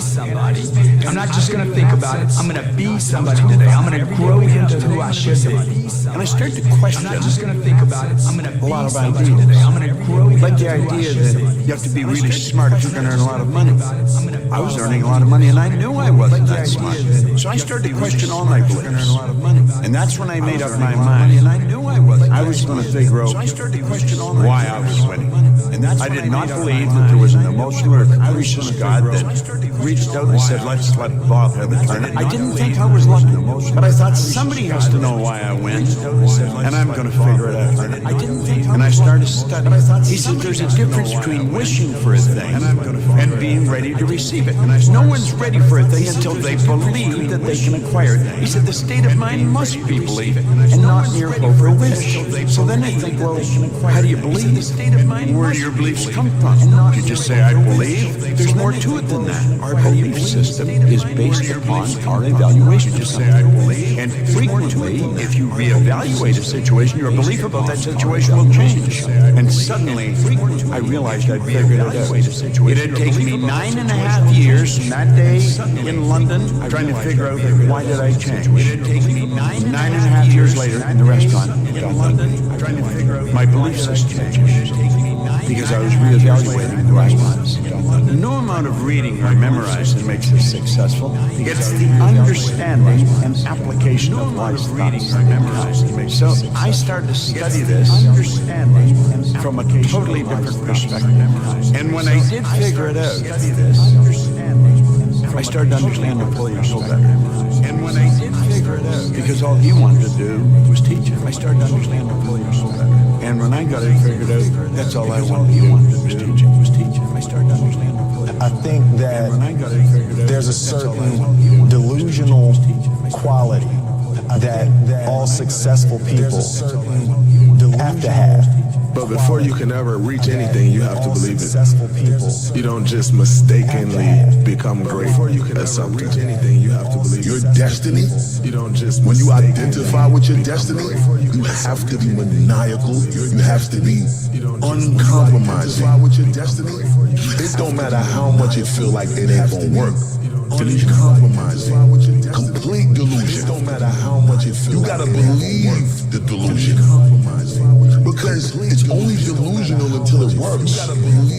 It doesn't matter if the world believes in you, if we don't believe in ourselves, nothing's gonna happen. And when you believe in yourself, you believe in possibility. You can't have one without the other. As long as you believe in that very gift that you have in the bottom of your stomach, that fire that burns, that dream that wakes you up in the middle of the night, and wakes you up and have you screaming to the sun, rise, so I can go after this dream. That is the very thing that you should chase every single day. And as long as we believe, as long as we know that we have greatness inside of us, we can be anything we want to. In order for you to manifest your dream, you got to be the first one that believe in you. Don't worry about what nobody else say, man. Speak life into your dreams. You got to be the first I do believe that when you walk in a room and you're confident and you stand tall and you believe in yourself, that energy does come off when you walk in a room. We generate our power by first believing that our efforts will be rewarded. No matter how many people tell you that you're stupid, you're a failure, that you're never going to do anything, that you are going to believe in yourself. No matter what nobody told you about your dream, man, stand up for your dream. Stand up for what you believe in and speak what you want into existence. How much time do you have left? How much time do you have left? This is what I believe, and I'm willing to die for it. This is what I believe. You must first believe that you can, that you will, that you must. Be crazy enough to believe in you. That you will, that you must. Be crazy enough to believe The madness of impossibility, the lie. Somebody lied to you and and told you that it was impossible. And the only difference between people who lose and people who achieve is the person who achieved tried one more time. I'm convinced that we are a generation that gives up too easily. I need you to examine your capacity now. Examine your perspective now. The power is in your perspective. The power, the difference between those who make something happen and those who do not is wrapped in the truth and in the power of their perspective. Your perspective can either become your prison or your passport. It can either arrest you or release you. One of the things I have realized, and many of us have, if you want something out of life, if you want to change yourself, if you want to acquire something, if there's some goal that you want to reach, that is really not easy as some people will make us feel. That living your dream, changing your behaviors, overcoming negative habits, it's challenging. It's hard. What will it take for me to get some of the things that I want? It's very important that you engage in an ongoing process to develop you. Spend more time on yourself than what you've been spending. So decide that you're going to take some time to work on you, that you deserve that from yourself, that your life deserves some prime time, because you are creating your own production. As Michael Todd would say, you are the star of your show, you are the director, you're writing the script, and you will determine whether your life is a smash office hit or flop. You determine that. No matter how much the world tries to hold you back, always continue to believe that what you want to achieve is possible. You know, believing you can do something successful is the most important step in actually achieving it. You can do and be anything that you want, no matter what. No matter what you've been told and conditioned to think growing up. You can start from today to believe what you can, no matter what you've been told. I believe possibility is destiny, and it is fear that keeps us arrested and apprehended by the spirit of impossibility. Impossibility doesn't even exist. Once you shift your reality, once you understand the power of perspective, the word itself says, I'm possible. Every time somebody told me I could not do something, I had a decision that I had to make in order to achieve what they said was impossible. I had a decision that I had to make. Don't just let life happen to you. Create the life that you want. One choice, one action, one day at a time. Because in the end, your life is nothing more than the sum of your choices. You've got to sell yourself every day on your abilities, on what you're doing, on the goal that you want to reach. You've got to sell yourself every day, every day, every day. You've got to sell yourself. Whatever we have right now, whatever we're demonstrating in our lives, is a result of what we believe subconsciously that we deserve.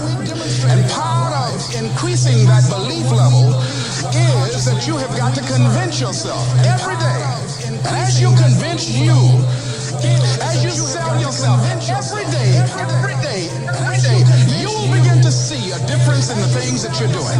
Selling yourself on your ability to perform a job, to achieve a certain objective. Telling yourself every day, here I go again. And I got what it takes. This is my day, and nothing out here is going to stop me. And I got what it takes.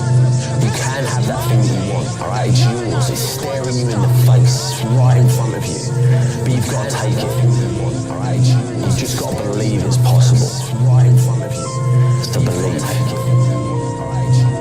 Most people go through life never discovering what their talents are. Most people never develop their talents. You have something that you brought to the universe. And that if you decide that my life deserves my developing this what I do well, and becoming the best at it and mastering myself and seeing what I have within me, if you decide to drop your buckets where you are and develop your gifts, I grant you, you'll never ever be without. I grant you that your gifts will take you places that will literally amaze you. As you begin to develop and expand your skills and your talents and your vision of yourself, you will always be in control of your destiny. You gotta get up and believe in yourself and tap into your dreams of what you believe in. Don't you ever let anybody stop you from living your dream, man. You deserve to be successful. I speak into existence that you're gonna be successful. It all starts in the mindset. I speak into existence that every dream that you have will manifest. And once you get done speaking your dreams into existence, you gotta stop talking and you gotta go execute your dream. And once you get done speaking your dreams into existence, you gotta stop talking. Good times create weak people. Weak people create bad times. Bad times create strong people. Strong people create good times. Bad times. My whole thing is leaders anticipate, losers react. Create good times. If you can anticipate what's coming, you can really take advantage. If you wait till it hits you, you're in trouble. If you can anticipate what's coming, the biggest problem people have is they think they're not supposed to have it. You're in trouble. Problems are the fuel for growth. People have is they think they're not supposed to have. It's like if you don't have any problems, you're either a liar or you might call them challenges. It feels better. I understand that. It's like anybody who's have problems is either totally asleep at the wheel or they don't have much of any kind of a life. Anybody who's have problems. But then there's fulfillment. And fulfillment is living what you're made for. Is it a lack of confidence? No, it's a lack of mission. I like winning. I like being the best at what I do. So I'm not going to settle for less than that. Why would I? Michael Jordan making 1,000 shots before you take a break. So you look at Jordan or you look at, LeBron or you look at anybody who's the best in the world at what they do and you go, aren't they lucky? But if you actually study them, you'll see they're doing things, they're practicing in private things that make them certain in public and they get rewarded for what they do in practice. Yeah. And you got to do the same. When you just know you're going to mess up, it's not going to be perfect, you're going to forget that line that you really wanted to say, but just put all the energy on the audience, everything starts to change. You're going to forget that line that you really wanted to say. If you stay ready, you don't have to get ready. It's a shift in your identity. Every single day, 6 days a week. What matters? A few subjects, your body, because your energy matters. That energy is low. Everything I just said is worthless to you. Because when you're low energy, you don't use your full intelligence or ability. You need emotion. If you don't know how to master your emotion, emotions start wars. Emotion creates peace. Emotion gets your children. Emotion is what can make that business work or fail. And most people don't know how to direct their own emotions. Let me be conscious about feeding my brain things that are going to give me not only inspiration, but insight and skill and tools. Feeding my brain. 68% of the Fortune 1000 were started in either a recession or a depression. Well, the first skill you got to master to be great is the ability to recognize patterns. When humanity recognized the pattern of the seasons, the whole world changed. Because we went from hunter-gatherers trying to survive from place to place where we're exposed to everything to wait a second. If we plant in the springtime, we protect in the summer, we reap in the fall, and then we hang on to some of that so we can live through the winter. That created communities for the first time, and then eventually cities and states and countries. That created communities. So that changed the world. Eventually cities and states. What'll change a person's life is when you realize there's also a set of seasons in your own life. What'll change a person's life is when you realize there's. And so think of it this way: 0 to 21 is springtime. Things are easy to grow in springtime. You don't have to do that much. Growing as a kid happens naturally. But overall, life is supporting you. It's sending you, teaching you, sharing with you. It happens naturally. Now, when you get from 21 to 41 or 22 to 42, whatever range you want to talk about, you now are in the real world. And now you go test what you learned in your springtime. So you start to learn, test, figure out what's real. It's an important stage of life. So you start to learn. 42, 43 to 62, 63 is the power of your life. If you worked hard in the spring and the summer, and you put yourself out there and you planted, it's a reaping time. It's a time when you really become a leader. And you put yourself out there and you planted. And then if you're lucky, you go from 63 to 83 and maybe 83 to 103, and you have an extended final season of your life where you get to be the mentor, you get to share. 103 and you have an extended You get to make a difference. And maybe towards the end of your life, people look out for you again after you looked out for everybody else. That's kind of the cycle of life. Maybe towards the end of your life, people look out for you again after you looked out for everybody else. What if you're born in 1910? World War I ends, the world looks like it's a great place, new technology, cars, radio, and then what happens? An explosion of abundance, the roaring 20s, and so you're a kid, you're 14, 15 years old, and you're like, I can't wait to get a car to go. But what happened when that person hit the next stage of life, 19, 20, 21 years old? If they came of age, it's 1929. The next stage of life, and suddenly people are jumping out of buildings, total depression, dust bowl, nobody's got jobs. It looks horrific, and it was horrific. Total depression, dust bowl, nobody's got jobs. It looks, but did they get a break? No, when they turned 29, it's 1939. But did they get a break? No. It looked like the whole world was going to end. Hitler was sweeping across Europe, bombing London. It literally looked like the world as we know it was over. Hitler was sweeping across Europe. This is what gives me great optimism for everyone watching here. Winter's not forever. No pandemic lives forever. Everything changes, and everything ends. And the good news about winter is it's always followed by springtime. What follows the night? The daytime. What a cool way to set it up if you were God of the universe. The first thing I do every single morning is to go in freezing cold water. And when you jump in, it never feels good to go in, but getting out, you feel incredible. But I do it for a different reason. I do it to train my brain to say, when I say now, it means now. When I say go, we go. I don't stand there because it's cold and go, maybe in a minute when I'm ready. But I always do it because I've trained my brain. This is how we work. And if you train your brain to do that every single day, then it'll do it on the more difficult and important things in life. This is how we work. And if you train your brain to do that every single day, but the essence of it is, I change my body radically, and I do 3 things to make sure that my brain is primed. And what I mean by primed is, most people think their thoughts are their thoughts, Lewis, and you and I know better. And what I mean by most people just don't understand that you are being primed all the time, and unless you prime yourself, you're going to be primed by the environment. So I want to take control of my brain, so I do 3 quick things. 1, I take 3 minutes of those 10 minutes after I change my body, and I focus on 3 different events in my life that I'm grateful for. I usually pick 2 big ones and 1 small one. It could be as simple as a smile on my daughter's face, and it changes your biochemistry. 2 big ones and 1 small one. Then real fast, I do this 3-minute process. It's kind of like a blessing, and then 3 minutes, the last 3 minutes are called 3 to Thrive, where I focus on 3 things I want to accomplish, and instead of thinking I want to accomplish, I see, feel, and experience it as done. I feel grateful, I celebrate it, and it trains your brain. So in 10 minutes, I'm done. Third thing that I'll do, I immediately send a message or a text or an audio message to somebody as a sincere compliment. And I don't go, dude, great job, or wow, you're cool. I say, hey, listen, I saw you on Tuesday with those kids, and I saw you take that extra 20 minutes no one else did. I just want you to know, I saw that, I thought that was incredible. So I'm always very specific, so they know it's not just some positive thinking bullshit call, it's sincerely doing it. It makes me constantly look for the good in the people I work with. Fourth thing I do is whatever I don't want to do, the most challenging part of the day.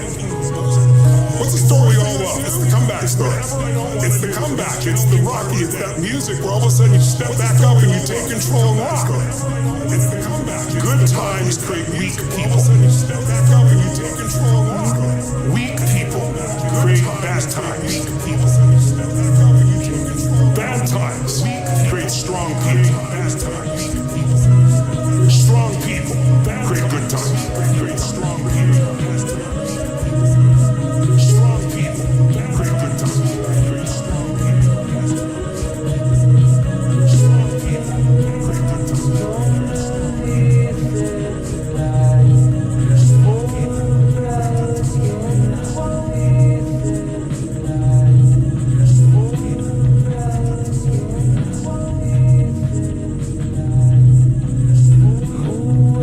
Do it your way. You don't need their permission, but you need yours. You don't need their permission, but you do need yours. You do need to look at yourself and declare who you are, and you need to believe it. You do need yours. You do need to look at yourself. You think my dreams are too big? I said, absolutely not. You just telling them to the wrong person. You do need to look at You think my dreams are too big? For some of you, the reason why you're not taking advantage of this opportunity is not because you don't believe in it. You don't believe in you. This opportunity is not because we're gonna do the hard work now. You don't believe in. So here's the hard work. I need you to confront you. We're gonna do the hard work now. I was created to be great. I was created to do great things. I was created to have great things, and I will no longer ask others for their permission. Great things. I was created to have. That person who was your hater, they thought they defeated you. That person who told you you'll never amount to anything, they thought they defeated you. You want me to tell you to give up? Huh? You want me to tell you to quit? Is that what you want me to say? Is it you want to hear ET say it's all right to give up? It's all right to surrender. That's what you want me to say? Well, listen to me, I can't tell you that. Some of us just cry. Some of us don't make excuses. Some of us don't surrender. Some of us don't give up and give in. It's our dream. Nobody's gonna see it like you do it. It's your dream. Nobody's gonna feel it like you feel it. It's your dream. Nobody's gonna be as dedicated to it as you are. It's your dream, and they don't have to understand, and they don't have to like it, and they don't have to do it. It doesn't make a difference. It's your dream, and you, my friend, have been given the task to make it happen, and you can't let anything stop you from doing what you were called to do. In order to achieve greatness, you must first believe you can. Because I get to decide. I'm running my life now. I'm finally in control of my life. I'm finally the boss of my life. Are you ready to be the boss of your own life? Are you ready to be in control of your own life? Are you ready to be the boss of your own life? And you deserve to have everything you want. You deserve to live your best life. You deserve it. And stop listening to the people who tell you you don't. Kill the noise. What do they know? And stop listening to the people who tell you. What we do with the pressure is we say, I gotta take it, I gotta take it to another level. Once you start questioning yourself, you're already lost. All of us will be successful in life if we don't question yourself. I gotta believe in me before anybody else believe in me. Successful in life if we don't question yourself. I get up at 3 because it's silent. It's easier to be focused when the environment is focused. I get up at 3 because it's silent. Most of you wake up and you try to make money. Listen to me. If you would make you, most of you money would come to you. Okay, you missed that whole thing I just said. If you would make you a better person, you'd make more money. Now, watch what I do. The way people spend their money or treat their money is how I treat my time. Make more money. Now, watch what I do. All right, let me explain what I mean to you. I make sure that every single day, in that 24-hour period, I'm getting a whole bunch of wins. I make sure that every single day. So I'm supposed to be doing this at this time, doing this at this time, doing this at this time, doing this at this time. The problem with most of you waking up and you worshiping money. Man, I was in the back with Cole. Cole was like, E, I got this opportunity for you. I got this opportunity. I got this opportunity. When you become number one, you have to chase opportunity. I got this opportunity for you. So I became number one. Not meaning I'm better than nobody else. It means I just mastered my craft to the point that I know what I do that don't nobody else do. Not meaning I'm better than nobody else. It means I just mastered my craft. I know that I have a way of doing in this industry what nobody else does, and I've picked out in this industry, I've carved out in this industry what nobody else does, and I've picked out in this industry. And your problem is you at 50% knocking on doors trying to get the result, somebody at 100%. And your problem is, and you wonder why they ain't working, because while you're doing what they're doing, you're not, they are. So why do I put more emphasis on time than I put on money? Because they print money. They don't print time. So why do I put more emphasis on time? No, I'm going to say it one more time. Because they print money. You are worshiping the thing that they make every day. They don't make time every day. You are worshiping the thing. Ain't nobody print time. I ain't met them yet. I ain't met no billionaire. I ain't met no trillionaire. I ain't met no institution. I ain't met no company. I ain't met nobody print money. I ain't met no trillionaire. So why are you spending more time on the thing they print every day than the thing, you know why? Because you're not developed and you're following other people. Well, you understand that the real thing is time, and you ain't got a lot of it. You start focusing on your time. Get your time right, the real thing will come. And you ain't got a lot of Some people go to Dubai once every 10 years. I'm going every other month. Why? When you master yourself, you put yourself in a position that a lot of people can't do what you do, and then you become rare. And diamonds are rare. That's why they cost so much. And a lot of people can't. If you would become rare, you just like everybody else. That's why they cost. You look just like you act just like you just like everybody else. When you become you and you become rare, you become a. When you leave this room, you will take full ownership. And the reason why I say it's my fault, even when it's not my fault, because when I say it's your fault, I give you power. I give you control over my life. And I will never give another human control over my life. It's my fault. It's my problem. I'm coming up with the solution for it. Control over my life. Stop being average. Average people can't forgive. Average people can't let go. The great, we do whatever it takes. People can't forgive. Average people can't let go. The great, we do whatever it takes. Those who have a why can bear almost any high. How did I become number one in the world? Those who have a why found out my wife had multiple sclerosis. They told my wife, listen to y'all, my wife's so beast mode, had multiple sclerosis. They told my wife she had MS, and she's like, bet. They told my wife, listen to y'all. Then they told her she had to quit her job, and a tear came out. They told my wife she had MS, and she's like, bet. They told my wife, listen to y'all. The doctor said, they told her she had to quit her job. You don't have insurance? A tear came out. They told my wife, she said, yeah, I got insurance. She looking at her like, why you crying? You got insurance? You don't have insurance? My wife's identity is that her waking up and working every day. She went to school to be a registered nurse. She went to school to do breast and cervical cancer. She didn't want to be at home. She didn't want to be no home wife. She literally went to school to be a nurse. She loves her job. She didn't want to be at home. When they told her she had to quit, my wife's like, I don't know what I'm going to do. I said, how much you make? She told me 5,000. I said, 5,000 times 12, 60 times 30 years, how much? 1.8 million. I woke up every day because I said 1.8 million. 60 times 30 years, how much? 1.8. I'm number one in the world, not because I'm a better speaker.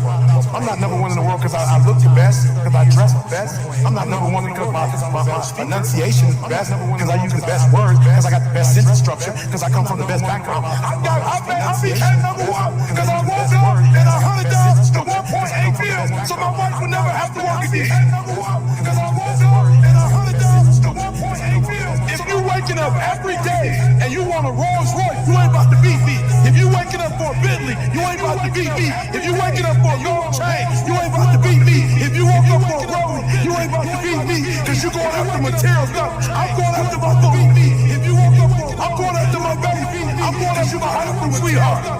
I'm going after my kids so they can see their mom and their mama don't die. I'm going after my high school sweetheart. I'm making sure their mama don't get in a wheelchair if I can help it.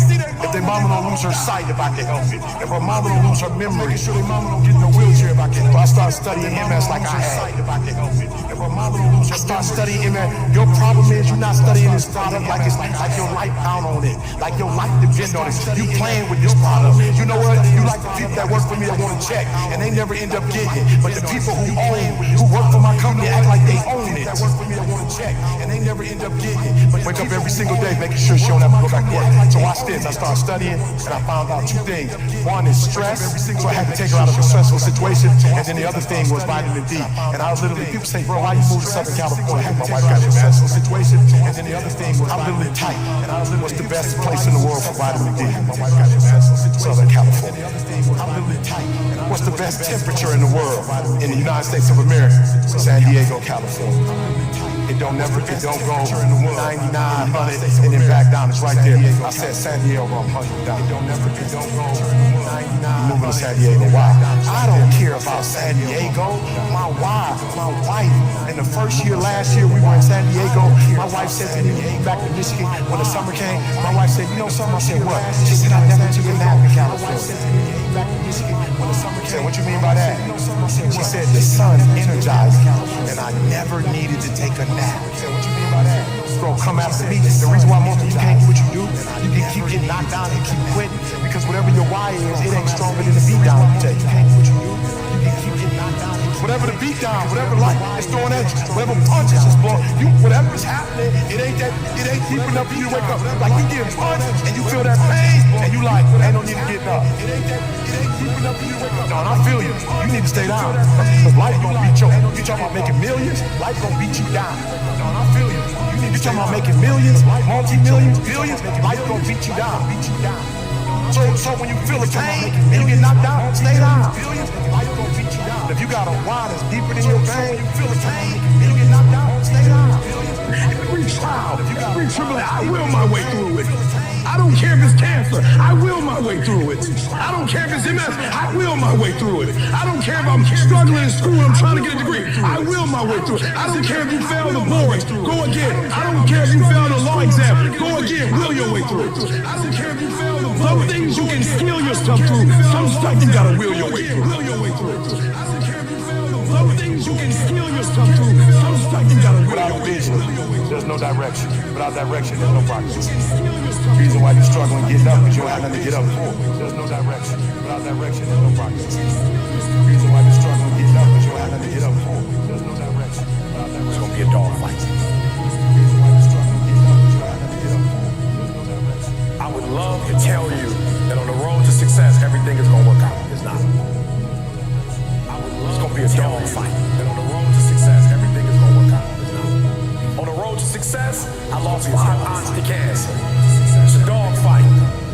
In the midst of my business, I lost aunts. I had to go to funerals. We had to get on a plane. We had to drive. We had aunts that are close to my age who died, who didn't have insurance. We had to raise money. A dog fight. We had aunts that are close to my age. I had cousins shot in stores, execution style, shot back of the head twice. It's a dog fight, execution style. Like you don't see that on YouTube, you don't see that on my TGI. It's a dog fight. My wife 3 years ago, 7 legions found her brain. It's a dog fight. It hasn't been easy. It's a dog fight. It hasn't been the road, hasn't been success like it's just a paved road. And like E.T. go this way, it's been rough. It's been crooked. It's been hard. But I've made up in my mind that I will get a reward for the pain that I go through. I will not stop in the middle of the process. I will not be defeated. I will not be destroyed. I will take everything that happens in my life and I will allow you to push me to greatness. You will not break me. You will not stop me. You will not defeat me. The only way I lose is if I quit. It's going to be a dog fight. So if you're ready to quit, then don't get started. If you're ready to quit, don't get started. If you're looking for this easy path, don't get started. If you think they're not going to close the door on you and say no 1,000,000 times, don't get started. But every time they close the door, I just get excited. Why? Because I'm not a no. I'm 1 yes away. I'm 1 yes away. You can't keep telling me no forever. You can't keep denying me forever. This type of energy, this type of passion. Telling me no forever. You can't stop it. You can contain it for a while, but you cannot stop it. This is life. You can't stop it. And you can't defeat me. There is not. You don't have enough power. You don't have enough energy. You don't have enough strength to stop this. You don't have enough power. Contain it for a year, you might. You don't have enough 2 years, you might. You do not have hate. Does not have enough energy to destroy love. 2 years, you might. You cannot destroy this. It didn't happen to me at 19. It didn't happen to me at 20. It didn't happen to me at 30. It happened to me at 40. After having to all the pressure I thought I could go through. Life said you finished with all the pressure. After having to I said, yeah. They said, let's bring on the heat. Then when I went through the pressure and the heat, y'all, I thought it was over. The creator said, now you ready to get cut? You said you wanted to be great, son. The creator said, you said you wanted to travel the world. You said you wanted to help people inspire great, son. The creator said, you said you wanted to travel the world. You ain't gotta be a diamond. You said you wanted to help people inspire great, son. The creator said, you said you wanted to travel the world. You ain't gotta be a diamond. You said you wanted to help people inspire great, son. In our armed forces, let's just pick one. The Navy, for instance. The first thing they teach you, somebody over here, help me out. You are in the Navy, right? They're teaching you war, right? What's the first thing they teach you? Right? They're teaching you war. First thing they teach you, the very first thing they teach you is how to respond when you have a jam gun. And number 2, how to carry your dead body. First thing they teach you. That's the first thing they teach you. They don't teach you how to defend yourself. They don't teach you how to swim. The first thing they teach you is when your gun is jammed. The first thing they teach you is a dead body, how to carry a dead body. And somebody tell me, why would they start you there? The first thing they teach you is that's the worst case scenario. That's what you're not prepared for. That's what you're not thinking. You're not thinking when you go out there to defend yourself that your gun is gonna jam. You're not thinking when you go out there that your boy gonna get killed and you gotta drag. You're not thinking that. So listen to me. It's not hardships that hurt us. It's not my cousin getting shot twice. It's not my cousin spending 50 years in jail. It's not my aunt down the cancer. It's not my wife being diagnosed with 7 lesions on the brain that will break you. What will break most people that you didn't prepare for that? With 7 lesions on the brain. So when you put all your little goals and all your little dreams together, it's not the thing that broke you that broke you. It was you never even thought about the fact that you could be broken. It's not the thing that broke you that broke you. It was just it's gonna be a dog fight. And if you soft, this ain't this we want to get out now. This is where he's like, I quit. And if you soft, this ain't this we want to get out now. If you willing to say, I'm not gonna quit, guarantee you whatever success you want to have, you get out now. If you willing to say, I'm not gonna quit, you will not outrun me.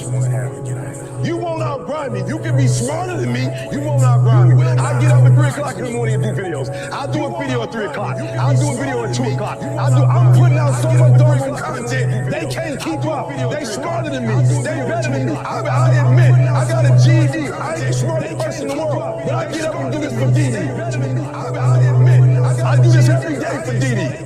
Because of what Didi did for me. I do this for my kids. My daddy wasn't there. I do this for my family. You can't stop me. I do this for the reason why some of you can be stopped is you're doing it for yourself. I do this for my family. You can't stop me. I do this for the reason why some of you. Guess what happens when you get tired? When you grinding and when you grinding hurts. Grinding is a sacrifice. Grinding costs. When you're grinding and your body tell you hurt, when you're doing it for you, you stop. Grinding costs. When you're grinding, you never prepared. When you're doing it for you, you stop. You never prepared for worst case scenario. And the reason why ET is standing here, because I'm prepared for it. If you know anything about me, I still lay on floors. I still eat chips off the floor. If you know to do some stuff that to most people is crazy, like ET, why would you do that? Because I'm always prepared that we may not live in our house one day. One day something might happen, and we might have to go back to that. And if I have to go back to that, it's not gonna break the house one day. One day something might happen, everything we cover the most. And if I have to for a diamond to be produced, it must first go through extreme heat. Everything we cover the most. Extreme heat. For a diamond to be produced, it must first go through extreme pressure. Are you hearing what I'm telling you? For a diamond to be produced, it has to go through extreme pressure. Extreme heat to be produced. And if that wasn't enough, what makes a diamond is the cuts. So I put you are put through. If you want to be a diamond, you must go through extreme pressure. So I put you are. If you can't take pressure, then you're not a diamond. You must go through extreme. After you go through all the pressure you thought you could not handle, and you think it's over, then they turn on the heat. After you go through all the pressure you thought you could not handle, of all the stuff I've gone through in my life, he's not trash cans. Sleeping in abandoned buildings. The worst thing that ever happened when I went to the hospital and they told me my wife had a chronic illness and she might not be able to walk one day. The worst thing that ever happened when I went to the hospital, they said, ET, ask CJ, it never broke me. Why? Because I've been broken so much. They said, ET, I've been defeated so much. I've been disappointed so much in my life. But I know what it feels like. I had with so much. I've been disappointed so much in my life. But I know what it feels like. It's your turn. I've been disappointed so much in my life. You shouldn't feel guilty. It's your turn. It's your turn. It's your time. You shouldn't feel guilty. It's your turn. You've blessed everybody else. You've set everybody else for success. You've compromised you for them, and look where you are. Everybody else. You've set everybody else for success. You've compromised you for them, and look where you are. So for a lot of you, you're not doing nothing because you don't have any purpose right now. You don't have a sense of purpose. You're not waking up for nobody. For a lot of you, you're not doing nothing because you don't have And I need you to get that engine. I need that drive. Because you know what to do.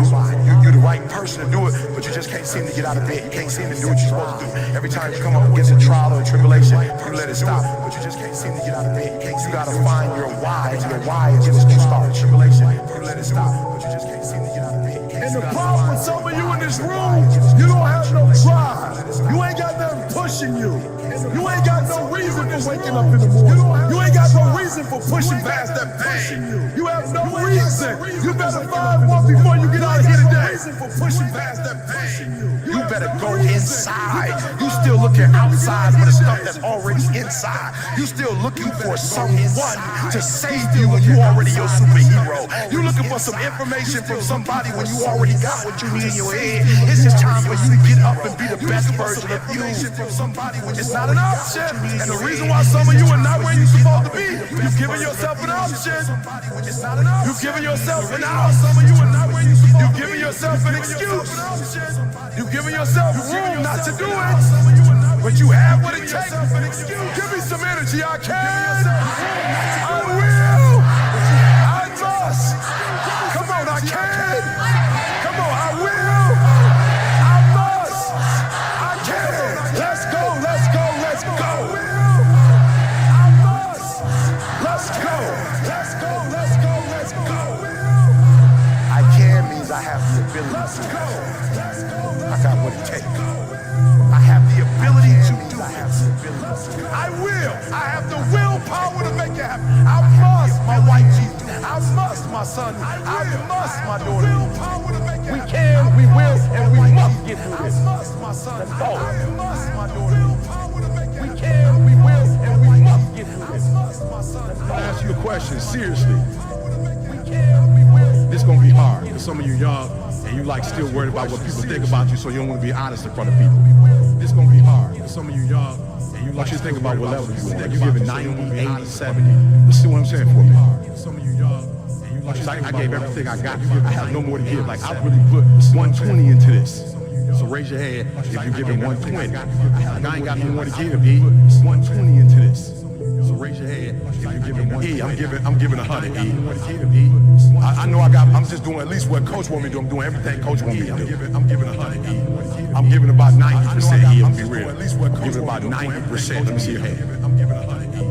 I'm giving about 90% here of my effort. Let me see your hands. I'm giving about 80%. Let me see your hand. I'm giving about 90%. 70%. Let me see your hands. I'm giving about 80%. Let me see your hand. I need you for you to admit where you are.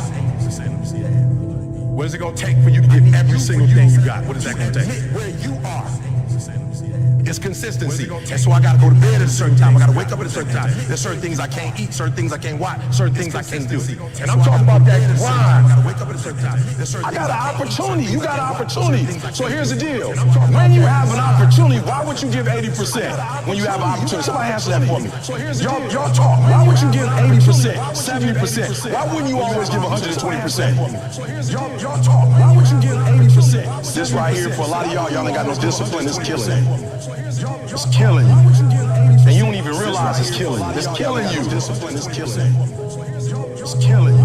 If you're not giving 120, I'm not mad at you. My job is not to dog you out. Because once we go back out, my goal is to come here and take you to that next level. My job is not to dog you out. From today on, you play whatever your best game is, you play that level every single time. It doesn't mean you're going to score every time, but the effort has it. You can always give 120% effort. It doesn't mean you're going to score every time. Life don't go regardless. Mental toughness. It is in those times we have to be stronger than we've ever been before. Why? Because they need us more than they ever needed us before. In those times, I just want to make sure that the life we got left, that is sweeter than the life that if I wasn't focused and I wasn't doing what I was supposed to do. And we're going to make it the best possible. It's your life. You got it. What you going to do with it? And we're going to make it the best possible. I want to ask you a question, seriously. How many of y'all in this room, you like, yo, it is my life, but I ain't been in control of it as much as I should be in control of it. And after the day, I'm taking more control of it. Let me see your hand, be honest with me. Come on, let me see your hand. Be in control of it. And after the day, I'm taking more control of it. And so you looked up to who when you played ball? Like, who were the people you looked up to? Kobe. LeBron, CP, D-Wade, Kobe. I was the same thing with me with Dr. Martin Luther King. In Washington, like all those people, I got a dream. When I saw Malcolm, like boom, I was the same thing. I saw hundreds of black men, boom. Like, let's go. I'm like I could do that. And then when I found out I could make money doing it and I could take care of my family, I was like, showtime. Like, you only got one shot, E. And then when I found out I could make money. So hear what I'm saying? Opportunity. You have an opportunity of a lifetime. When you understand you have an opportunity, you play a little different. You have an opportunity of a lifetime. Here's what I want to tell you. You have an opportunity. If you're going to get it, you're going to have to have that dog. You're going to have to have that dog. You're going to have to be that dude that say, I'm not just going with skills. If you're going to get it, you're going to have to have that dog. There's a one type of dude who feel like because he's gifted that it's just automatic growth for him. Let me tell y'all something. You are gifted, but you better humble yourself. A dude who feel like you got skill and you got will. Two total different things.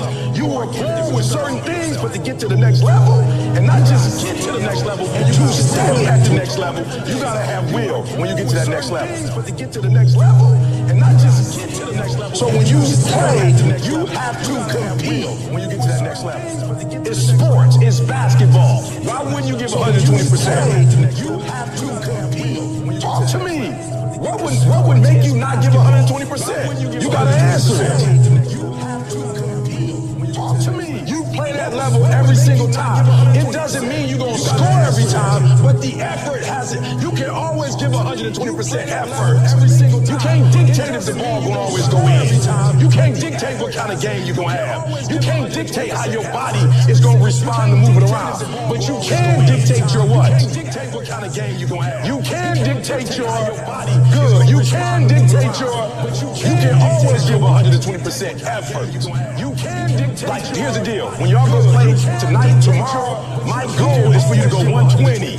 So you're gonna have the right people in here helping y'all. But if you're giving me 70, 80, 90, you ain't giving me 120. You're not gonna get out of this experience what you're supposed to get out. That's my job. But if you're giving me 70, 80, why don't you always give 120%? Get out of this experience what you're supposed to get out. That's my job. If you're giving me 70, 80, why don't you always give 120%? Get out of this experience what you're supposed to get out. I don't belong in this room. I remember the videos had already been out.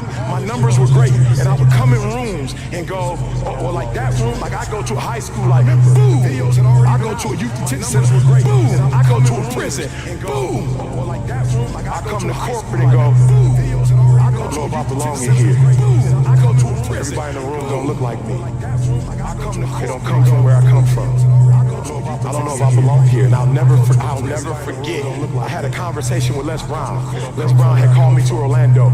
We sat in the hotel, and I left, and I started talking to Les, and I started naming like, yo, you, Les Brown, this person, #1 in the world. He said, don't you ever say that again. I left, and I said, don't say what? He said, you the best in the world right now.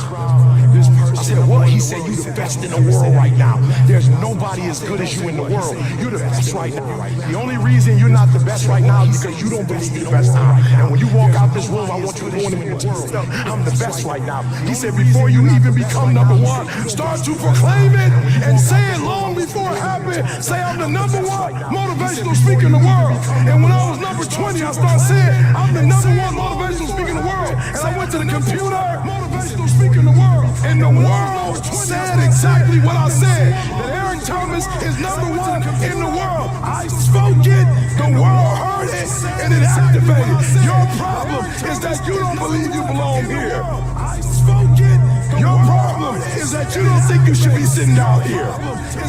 So listen to me. There are those of you who said, I want to be a millionaire. I want to be the best at this company, right? But your value system says you believe in sleep more than you believe in grinding. That you're spending more money than you're making. Why? Because you're a consumer. You're reading all the books and you're saying everything the books are saying. But those books are not in alignment with your values. And if you're going to go to the next level, your values are going to have to change. Everything the books are saying. But those books are not in alignment with your values. And if you're going to go to the next level, when I believe that my voice was needed in this world. When I believed that I needed to be on the stage, not for myself, but to speak to a group of people who come from where I come from, a working class, who don't know what it's like to make millions and millions of dollars, who don't understand what wealth looks like, that I needed to come in the room with a single parent mother, with a father not in my life, being homeless and a high school dropout. Only somebody who comes from where you come from can tell you you belong. And I had to get my butt on stage because there's some folks that Les Brown can't reach. There's some folks that Tony Robbins can't reach. There's some folks that only I can reach. And so I need to be on the stage with them, doing what I was called to do. But what you cannot do is you cannot quit doing the process. You cannot give up because it ain't what you see. You cannot give up. Champions keep going when they don't have anything left in their tank. It ain't what you see. You cannot give up. When you want this thing as bad as you want to breathe, anything left in their tank, that's when you find a way. You cannot give up. When you want this thing as bad as you want to breathe, anything left in their tank, that's when you find a way. Some of y'all been working. I will walk away with stuff I never heard before, books I've never read before, audios I've never seen before, going to conferences that I've never gone, hanging out with people that I've never hung out with before. This is nothing, guys. This is just a dessert. Going to conferences. There's those of you with phones, and every new phone that comes out, you get it. Every upgrade, you get it. Every piece of software, you get it. You are upgrading your technology, and you've not upgraded yourself. Every upgrade, you listen to me closely. You get to the point where enough is enough. When you get to the point where it hurt real bad, when you get to the point you can't take it no more, when you get to that point, doors start opening, opportunities start happening. Listen to me very closely. It's our dream. Nobody's gonna see it like you do. It's your dream. Nobody's gonna feel it like you feel it. It's your dream. Nobody's gonna be as dedicated to it as you are. It's your dream, and they don't have to understand, and they don't have to like it, and they don't have to do it. It doesn't make a difference. It's your dream, and you, my friend, have been given the task to make it happen, and you can't let anything stop you from doing what you were called to do. My friend have been given the task to make it happen, and you can't let anything stop you. You have an opportunity right now that you'll never have. People say, why you grind so hard, E? I might not be the #1 motivational speaker in the world 5 years from now. I gotta get everything I can get right now. Every book I can write. Listen to me, my school is being paid for by the athletic department. I'm hot right now. Every book I can write. Listen to me, a real man in the dark when nobody's watching, he put me in work. I'm hot right now. Every book I can write. A real man, when coach ain't even watching, he's studying film on his own. Cause he loves the process. A real man, when coach ain't even watching, he's studying film. Day after day after day, grind after grind after grind, airport after airport, driving mile after mile. E.T., aren't you tired? Yes, I might be, I don't know. E.T., aren't you ready to take a break? Yes, I might be, but listen to me, I can't. Why? Cause I grind for Jalen, I grind for Jada, I grind for Dee, I grind for my mother. Are you hearing what I'm telling you? I grind for Vanessa, I hustle for her. So the days I want to hit that alarm clock, I think about my why. I can't quit. My son, $25,000 a year. I can't stop. He counting on me. My daughter, I can't quit. I can't stop. I can't get tired. I can't give up. I can't give in. My mama counting on me. My wife is counting on me. I can't stop. I can't get tired. I can't give up. Yeah, I might be different, but I am brilliant. Yep, I might be loud, but I am special. We can go from being homeless and high school dropout to having PhDs, writing books, and becoming the voice of a generation. We can do whatever we believe we can do, and we don't need anybody's permission to do it but ours. I am phenomenal, and I don't owe anybody an apology. I am going to do great things, and I don't owe anybody an apology. I was created to be great. I was created to do great things. I was created to have great things, and I will no longer ask others for their permission. I was created to do great things. 1, 2, 3. 1, 2, 3. 1, 2, 3. 1, 2, 3. 1, 2, 3. I am great. Listen to me, and I don't owe anybody an apology. 1, 2, 3. I am great. Listen to me.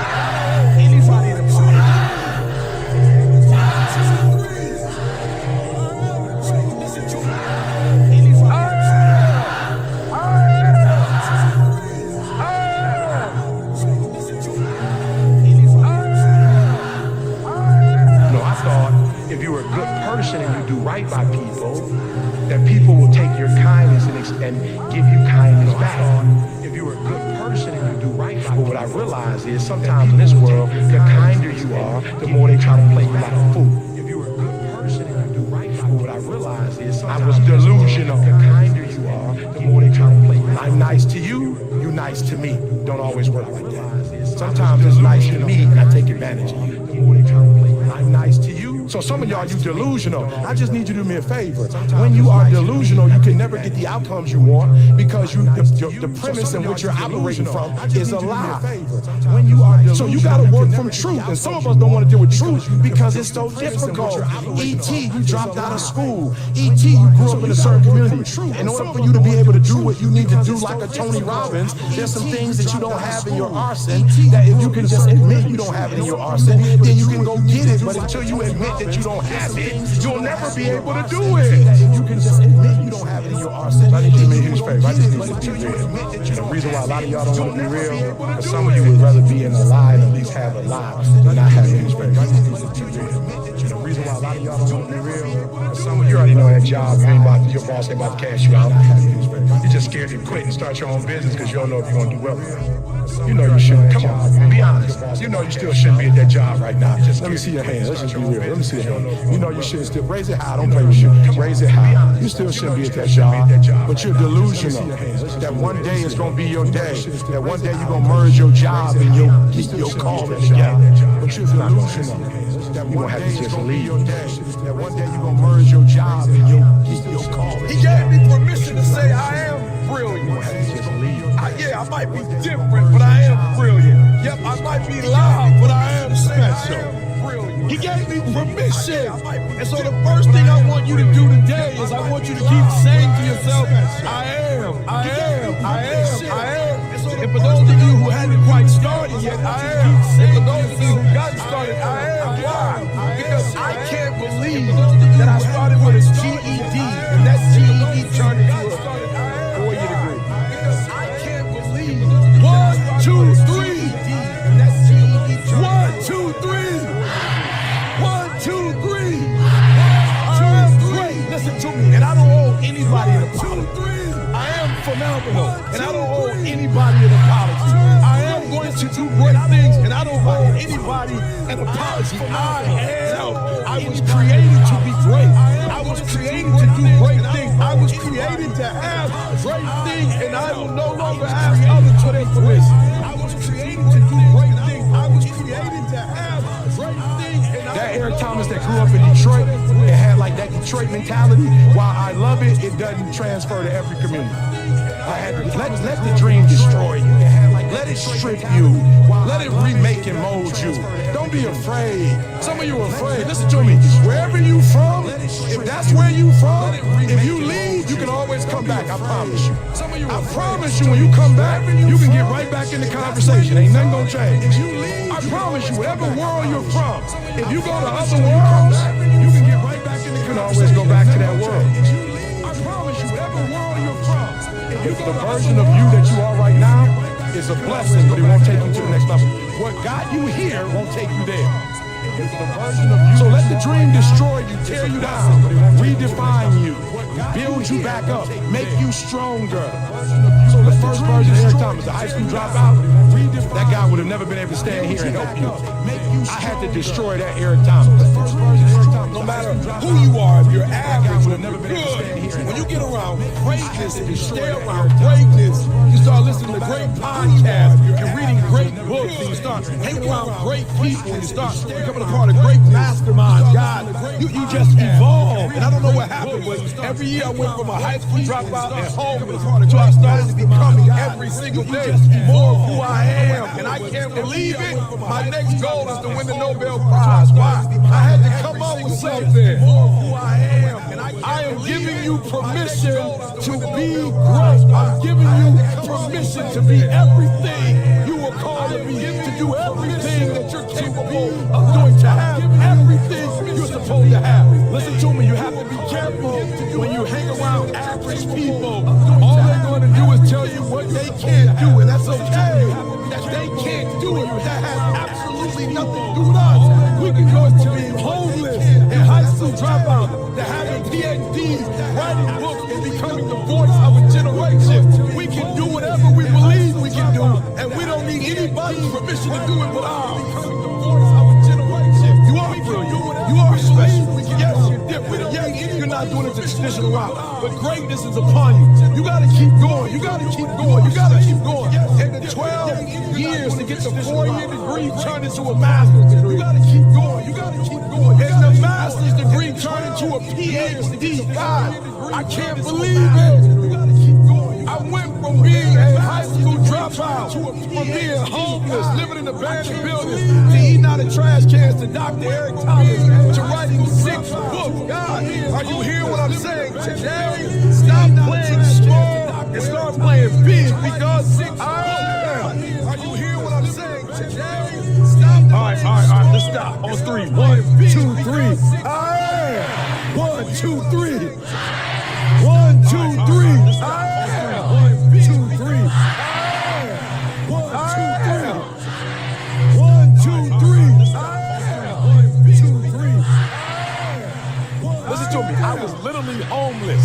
I was coming to church, not really taking showers. I wasn't brushing my teeth. And this guy looked at me and said, you need to get your GED.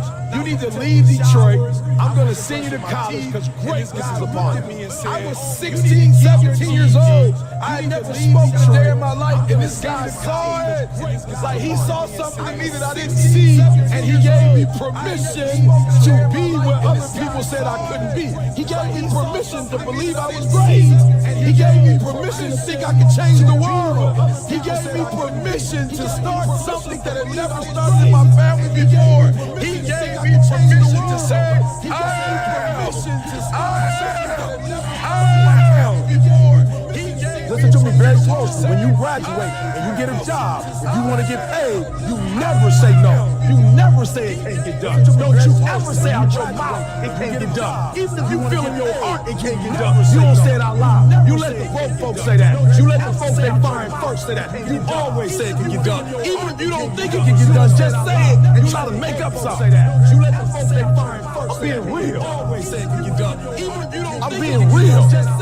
I don't deal with people who say, or they get paid real low in my company. They like maintenance when you say, I don't know how, or I don't think it can be done. I'm like, okay, so you won't be like at the end of the year, when bonuses didn't pass out, you won't be getting no bonus. I don't know how, or I don't think it can be done. I'm like, okay, so you won't be like at the end of the year, when bonuses didn't pass out. What I need you to do is I need you to kill the noise. I need you to embrace the I am. And however you get it done, I need you to get it done. What I need you to do is I need you to kill the noise. I need you to embrace the I am. And however you get it done, I need you to get it done. They looked at the most successful men and women of the world.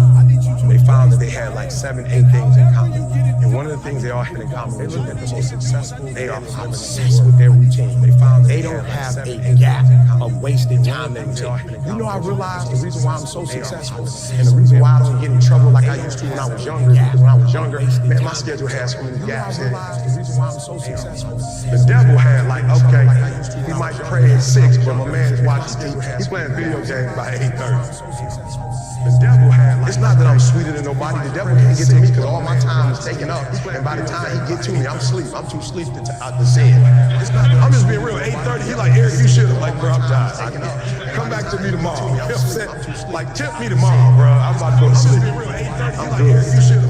My body said, all you gotta do is put your shoes on. That's the hardest thing you gotta do. Just put your shoes on and I'll do the rest. I can't put your shoes on for you, but put your shoes on and then just go. And I just went and I was walking for the 11 incline board, and I was just walking for an hour, and I was just like, you know what, it's almost an hour. I don't feel like running. Walking for the 11. My body was like, don't worry about it, we'll get to that when we get to an hour. And I was just like, I did my hour, about to get off. My body was like, you know we run now. I said, what? We run now, let's go. You ain't tired? I said, I am tired. No, you're not, you just walked for an hour. I said, what? You're not tired, Eric. Your brain is telling you some dumb stuff. If you were tired, you wouldn't be able to walk for an hour. Okay, so let's do this. Just run for 2 minutes. Your brain is telling you some dumb stuff. If you were tired, you wouldn't be able to walk for an hour. I'm trying to help somebody right now go to a whole other level. The reason why you go back to sleep is because you've always gone back to sleep. I'm trying to help somebody right now go to a whole other level. It's like a default. The reason why you go back to sleep because all you gotta do is stop going to sleep, and then you gonna stop going to sleep. All you gotta do is stop fussing and cussing, and you gonna stop fussing and cussing. All you gotta do is stop spending all the money you got and start saving it. Listen to me. I became #1 in the world. I became a millionaire not because I made more money. I became a millionaire because they told me millionaires only live off of 30% of their income. I want to make it plain for you. I became a millionaire because I did what millionaires did. I started living off 100%. I paid my tithe, and I was like, all right, E, you only got 20% left. Living off 100%. Put the rest up. So the first thing I did, listen to me, the very first thing I did to become rich, somebody said, E, to be rich, put 6 months of your earnings to the side. Listen to me. I was like, all right, man, that's what the rich told me to do, so I put 6 months to the side. How long did it take? I don't remember, but I put it to the side. Then somebody was like, yo, E, you need to put 100,000 to the side. I was like, all right, on the side, E, we're gonna put 100,000 to the side. Then somebody was like, yo, you need to get your credit score up to 800. I was like, all right, get my credit score up to the side. I was like, all right, on the side, E, we're gonna put 100,000 to the side. Then somebody said, E.T., if you want to be Tony Robbins, there's no way you'll be able to be like those dudes when you don't have the language they have. You need to go get your master's and a PhD. Right? You want to be Tony Robbins. There's no way you'll be able to be like those dudes when you don't have the language. I said, what? I went to Oakwood. You need to go get your master's and a PhD. I went to HBCU. She was like, yeah, but you didn't learn the language of Zig Ziglar at Oakwood. I said, what? So Oakwood is a phenomenal place. Oh, y'all not here. I went to HBCU. I just said something you missed. You didn't learn. Now you need to go to Michigan State University. CJ, where's you see my master's degree anywhere? What about my PhD? Not in the office. Not in church. Michigan State University. You see it in my house. You see my master's. I didn't go to Michigan State to get a PhD. I went to Michigan State to learn the majority language. Not in church. Michigan State University. You see it in my house. Listen to me very closely. When you graduate and you get a job, if you want to get paid, you never say no. You never say it can't get done. Don't you ever say out your mouth it can't get done. Even if you feel in your heart it can't get done, you don't say it out loud. You let the folks say that. You let the folks that find first say that. You always say it can get done. Even if you don't think it can get done, just say it and try to make up something. You let the folks that find first say that. But every time I put on a dress shirt and button it up, I just feel, and I hear people say all the time, man, you look like you dressed for success. I'm like, is putting on a shirt and the tie dress for success? And I'm dressed for success. I'm getting paid. I'm dressed for success. I'm not dressed like he dressed, but I'm dressed the way I feel comfortable. I feel good being me. I feel good not to have to like, not only can I say no, I don't have to explain why I said it no more. Being me. It feels good being me. Because guess what? I can never be sweet being you. The majority of you are poor because you read poor stuff.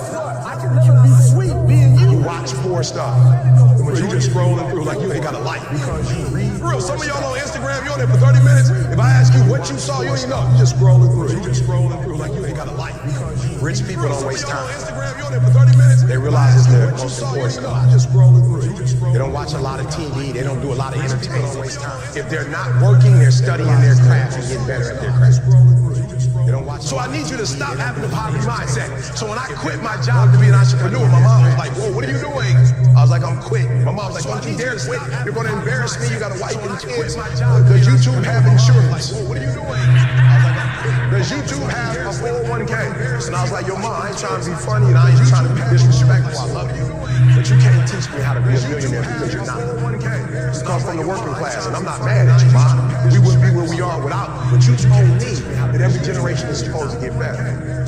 So I'll take your values, but I won't take your work ethic. Where we are without you. But you told me that because rich people don't work, they think. So I'll take your values, but I won't take your work ethic. Poor people go, clock in, I make this much an hour. They think. So I'll take your values. Rich people go, I put them to work. And I make this much an hour. I make this much an hour. See, what happens is you're working for you and your family one. They got 40 of you working at one time. So they giving you 20%, and then they keeping the 80% off of 15,000. So what you have to decide is, are you going to keep being the 99%, or are you ready to be 81%? Because it doesn't make a difference where you come from high school dropout. It doesn't make a difference where you come from cheating.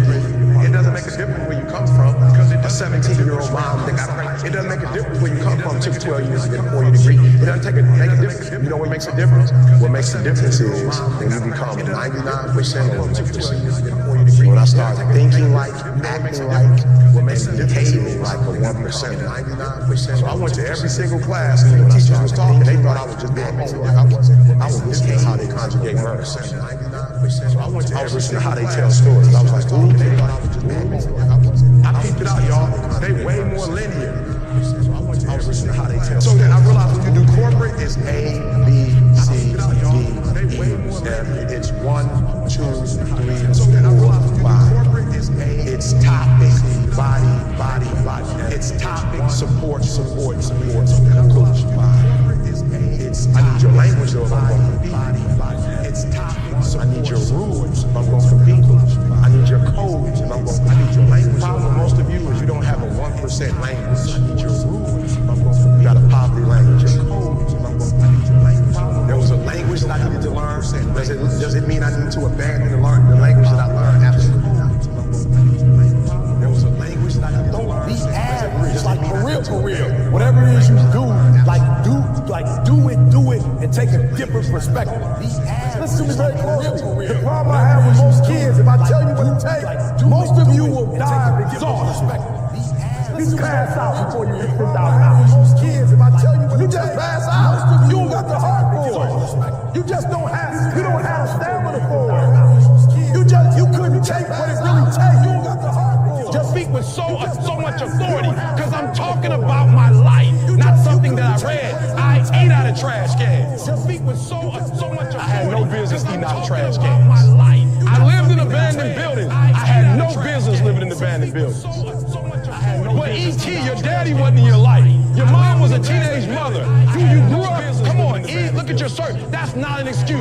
There's no excuse for not living up to your fullest potential. No excuse. Come on, you know what? Look at your shirt. That's not an excuse. There's no excuse for not living up to the fullest potential. Education is the great equalizer. I was like, ooh, so no matter where you are, if you feel like you started at the bottom, you feel like you started at the top, but you want to preserve the top. Because just because you're at the top doesn't mean you're going to be at the top forever. I mean, you look at great football players, great football teams. I mean, you're not going to automatically win because of your name. You have to keep performing year after year. So if you're at the bottom and you're like, man, I'm at the bottom, Eric, and I want to live life like everybody else. I want to fly first class. Like, I want to see the world. I don't have any limitations. And reading is, so I'm using the word reading, but what I'm saying is education, being enlightened, being informed. And I had to realize for myself, being a high school dropout, like, you can't use that excuse forever. Where I was born and where I was raised, you can't use that forever. And so, to me, you liberate yourself. Malcolm, we talked about Malcolm. Malcolm liberated himself, and most people don't know, Malcolm was not born wearing glasses. Like, Malcolm had 20/20 vision, but it was in prison when Malcolm learned to take reading serious, and he read with a dim light at night. That's how he eventually lost his sight. But he lost his sight, but he gained his vision. He lost his sight, but he gained his vision at that point. So I would say to young people who are watching us, that it's not optional. The more you read, the more liberated you are, and the more you are educated. To me, the more you can experience life, like the people that you're probably looking at and saying, I wish I could be educated. I think what people get confused is, they're grinding with a goal. And I'm not saying you should have goals, but you should be grinding for grinding's sake. You should grind because that's what you do. You're passionate about what you do. And so you're waking up every day with this concept of, I have 24 hours, and they're mine. This 24 hours belongs to me. And whatever I do in this 24 hours will determine where I'll be tomorrow and the next day. And I think that's what people need to focus on. Like, get off of this, I want to make 6 figures. I want to drive this car. I want to live in this house. I think what people should be focusing on is, I have 24 hours. Like, Oprah only has 24. Bill Gates only has 24. Like, Warren Buffett only has 24 hours. And in that 24-hour period, I can either break my life or make my life. I think, and I'm not saying you should have goals. I just think that goals for people is too high on the priority list. And I think what should be on the priority list is going to bed so you can wake up the next day day and you can grind it out. And I'm just a dude that believes you reap what you sow. So if you're grinding on Monday, grinding on Tuesday, and you grinding on Wednesday, if you're grinding 6-7 days a week for a span of 5 or 6 years, something's got to come out of that. Sure. But if you're only grinding, on Monday you fired up, Wednesday you're back and sleeping in, Thursday you got either the funk of the world. Like I heard people say, what is every day is hump day? Like Wednesday is hump day, like Monday hump day, Tuesday is hump day, like every day is hump day. And I think if we spend more time on what's my goal, meaning what do I need to accomplish in this day to live this lifestyle, and you go after it, then I think more of you will be successful. What's your why? If I don't give y'all nothing else, you better start that. What's your why? You know why I do what I do, and I do it so passionately? Because my grandfather was a high school dropout, my father was a high school dropout, I was a high school dropout, and we about to break the cycle. I do what I do, so my son won't have to go through what I went through. When I was at the football game, my old dude wasn't with me. I saw other kids when they fought. I said, that'll never happen to me. I do what I do because my daughter says she's going to Harvard. It ain't even about y'all. I'm about to come here and blame y'all. Why? Because I'm trying to get you all the NFL. I ain't about to miss this opportunity. This is the first NFL team I've ever done in my life, and I'm about to lick it. I'm about to get everything I got, and I will know if I don't get another gig, it won't have anything to do with the fact that I done put everything on the field. I'm about to get everything I got. What's your why? Why do you wake up in the morning? Why do you put on that jersey? Why do you go out and practice? Why? I have a ritual where even my closest friends, I have boundaries. So just because it's my company doesn't mean I can take calls all day. I have boundaries. So you can't call me at a certain time. Why? I'm working. So I'm on the phone all day. And I'm saying this to entrepreneurs because one of the gaps, and we'll talk about this later in the show, but you got to find the gap. And one of the gaps in entrepreneurs is that they feel like because they own their day, they can spend it like they want to. You cannot spend it like you want to. So if you were working for IBM or you're working for Ford, whoever you're working for, you couldn't be on the phone all day at a major corporation talking on the phone. So why do you allow yourself to talk on the phone with your business? Matter of fact, it's yours. You should make sure there's no phone calls. It's your business. So one of my rituals is when I get started, there are no interruptions. When I get started, I don't care if it's my wife, my children, they know that from a certain time frame, I'm going all in. And I can't go all in and answer the phone. I can't go all in and watching TV. I can't go in with a distraction. And so some entrepreneurs are like, why am I not going up? Because you're not in a distraction. You don't have that moment of your day. I don't care if it's 2 hours, 4 hours, where you shut the entire world out. No Twitter, no Facebook, no nothing. No Instagram. We love the most. We love that Instagram. So just 2 hours, I'm going in, and once I come out, then we can do Instagram. And I'll be honest, your content probably will be stronger if you had that time of isolation, of solitude, where you give yourself a chance to think, you give yourself a chance to go in, and when you go in, you go 120%. So yeah, I like that. You will not outwork me. It's not about being the best motivational speaker in the world. It's about being the most consistent motivational speaker in the world. And so when you watch me, even if you don't like me and you're into motivation, you gotta fool with me. Why? Because I'm on everything. E.T., was that you on a Dix commercial? Yes, it was. You do this day after day, dedicating your life to the search for a few more feet. E.T., you doing stuff with the Olympics? Absolutely. E.T., was that you on it? Yep, that was me. E.T., did you do that? Yep, you saw me. Was you doing something for Cleveland on the drummer screen? Yep, that was me. You will not outwork me. High school dropout. Yes, your vocabulary count is deeper than mine. Yeah, absolutely. Yep, you look better than me. Suit, asymmetric look. Yep, you got me beat all day. You got me. Grew up on the other side of town, 2-parent, great network. I'm not gonna lie. You way sweeter than I am. You got all the stuff. You got it all. But you will not outwork me because your height has nothing to do with my work ethic. Your face has nothing to do with my work ethic. Your 2-parent background has nothing to do with my work ethic. You will not outwork me. On your jet, you will not outwork me. In your Bentley, you will not outwork me. And there's those of you in this room, the reason why this stuff ain't happening for you because you're getting outworked. Come on, call the best motivational speakers in the world. Give us 7 days. Let us go all over the world and speak. Come on. And while you in the green room putting on your Why you doing photo shoots? You want outworking. Y'all being outworked in your marriage. You being outworked in your job. You being outworked with your kids. Your kids in a gang. Why? Because somebody loving on them more than you loving them. You being outworked in your job. They in a gang. They in a gang because you ain't hardly at home. Your kids you being outworked. You got somebody else in the hood who got more. They got your kid here more than you got them. And you like, I just can't believe this society. It's not the society. You got outworked. They got your kid. Some dude up the block is spending more time with your son than you are. Some guy on the block is telling your daughter how cute she is and you not. Because you grinding, you working. But you thought when I told you 120, I just meant at work. I mean everywhere. You will not outwork me. You might make money, but your marriage might not be. I'm going to get you on all fronts. If you want to make 6 figures, you can't just be talking about you want to make 6 figures. You hear what I'm saying to you tonight?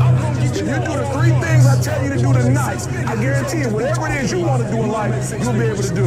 You will be able to accomplish whatever you want to academically, financially, relationally, whatever. So 3 things. All right, now I'm going to tell you this story. I got to get out of here. And the story is about, you guys have probably heard about this before. It was a young man who, he wanted to make a lot of money, and so he went to this guru, right? He told the guru, I want to be on the same level you are. And so the guru said, if you want to be on the same level I'm on, I'll meet you tomorrow at the beach at 4 a.m. He like, the beach? I said, I want to make money. I don't want to swim. At the beach. Guru said, if you want to make money, I'll meet you tomorrow. 4 a.m. So the young man got there at 4 a.m. He all ready to rock and roll, got on the suit. He should have wore shorts. The old man grabs his hand and said, how bad do you want to be successful? He said, real bad. He said, walk on out in the water. So he walks out into the water. Watch this. When he walks out into the water, it goes waist deep. He said, like, this guy crazy. I'm out in the water. Adrian, he's like, I want to make money. He got me out here swimming. I didn't ask to be a lifeguard. I want to make money. He got me in. So he said, come out a little further. Walked out a little further. Then he had it right around this area. The area. So this old man crazy. He making money, but he crazy. He said, come on out a little further. Came out a little further. It was right at his mouth. My man like, I'm about to go back in here. This guy is mine. So the old man said, I thought you said you wanted to be successful. He said, I do. He said, walk a little further. He came, dropped his head in, held him down, hold him down. My man didn't stretch it, holding him down. I got you. I know you brushed it out, but I got you. He had him held down. I need you for an illustration. He had him held down. Just before my man was about to pass out, he raised him up. He said, I got a question for you. Somebody answered the question for me. He said, when you were underwater, what did you want to do?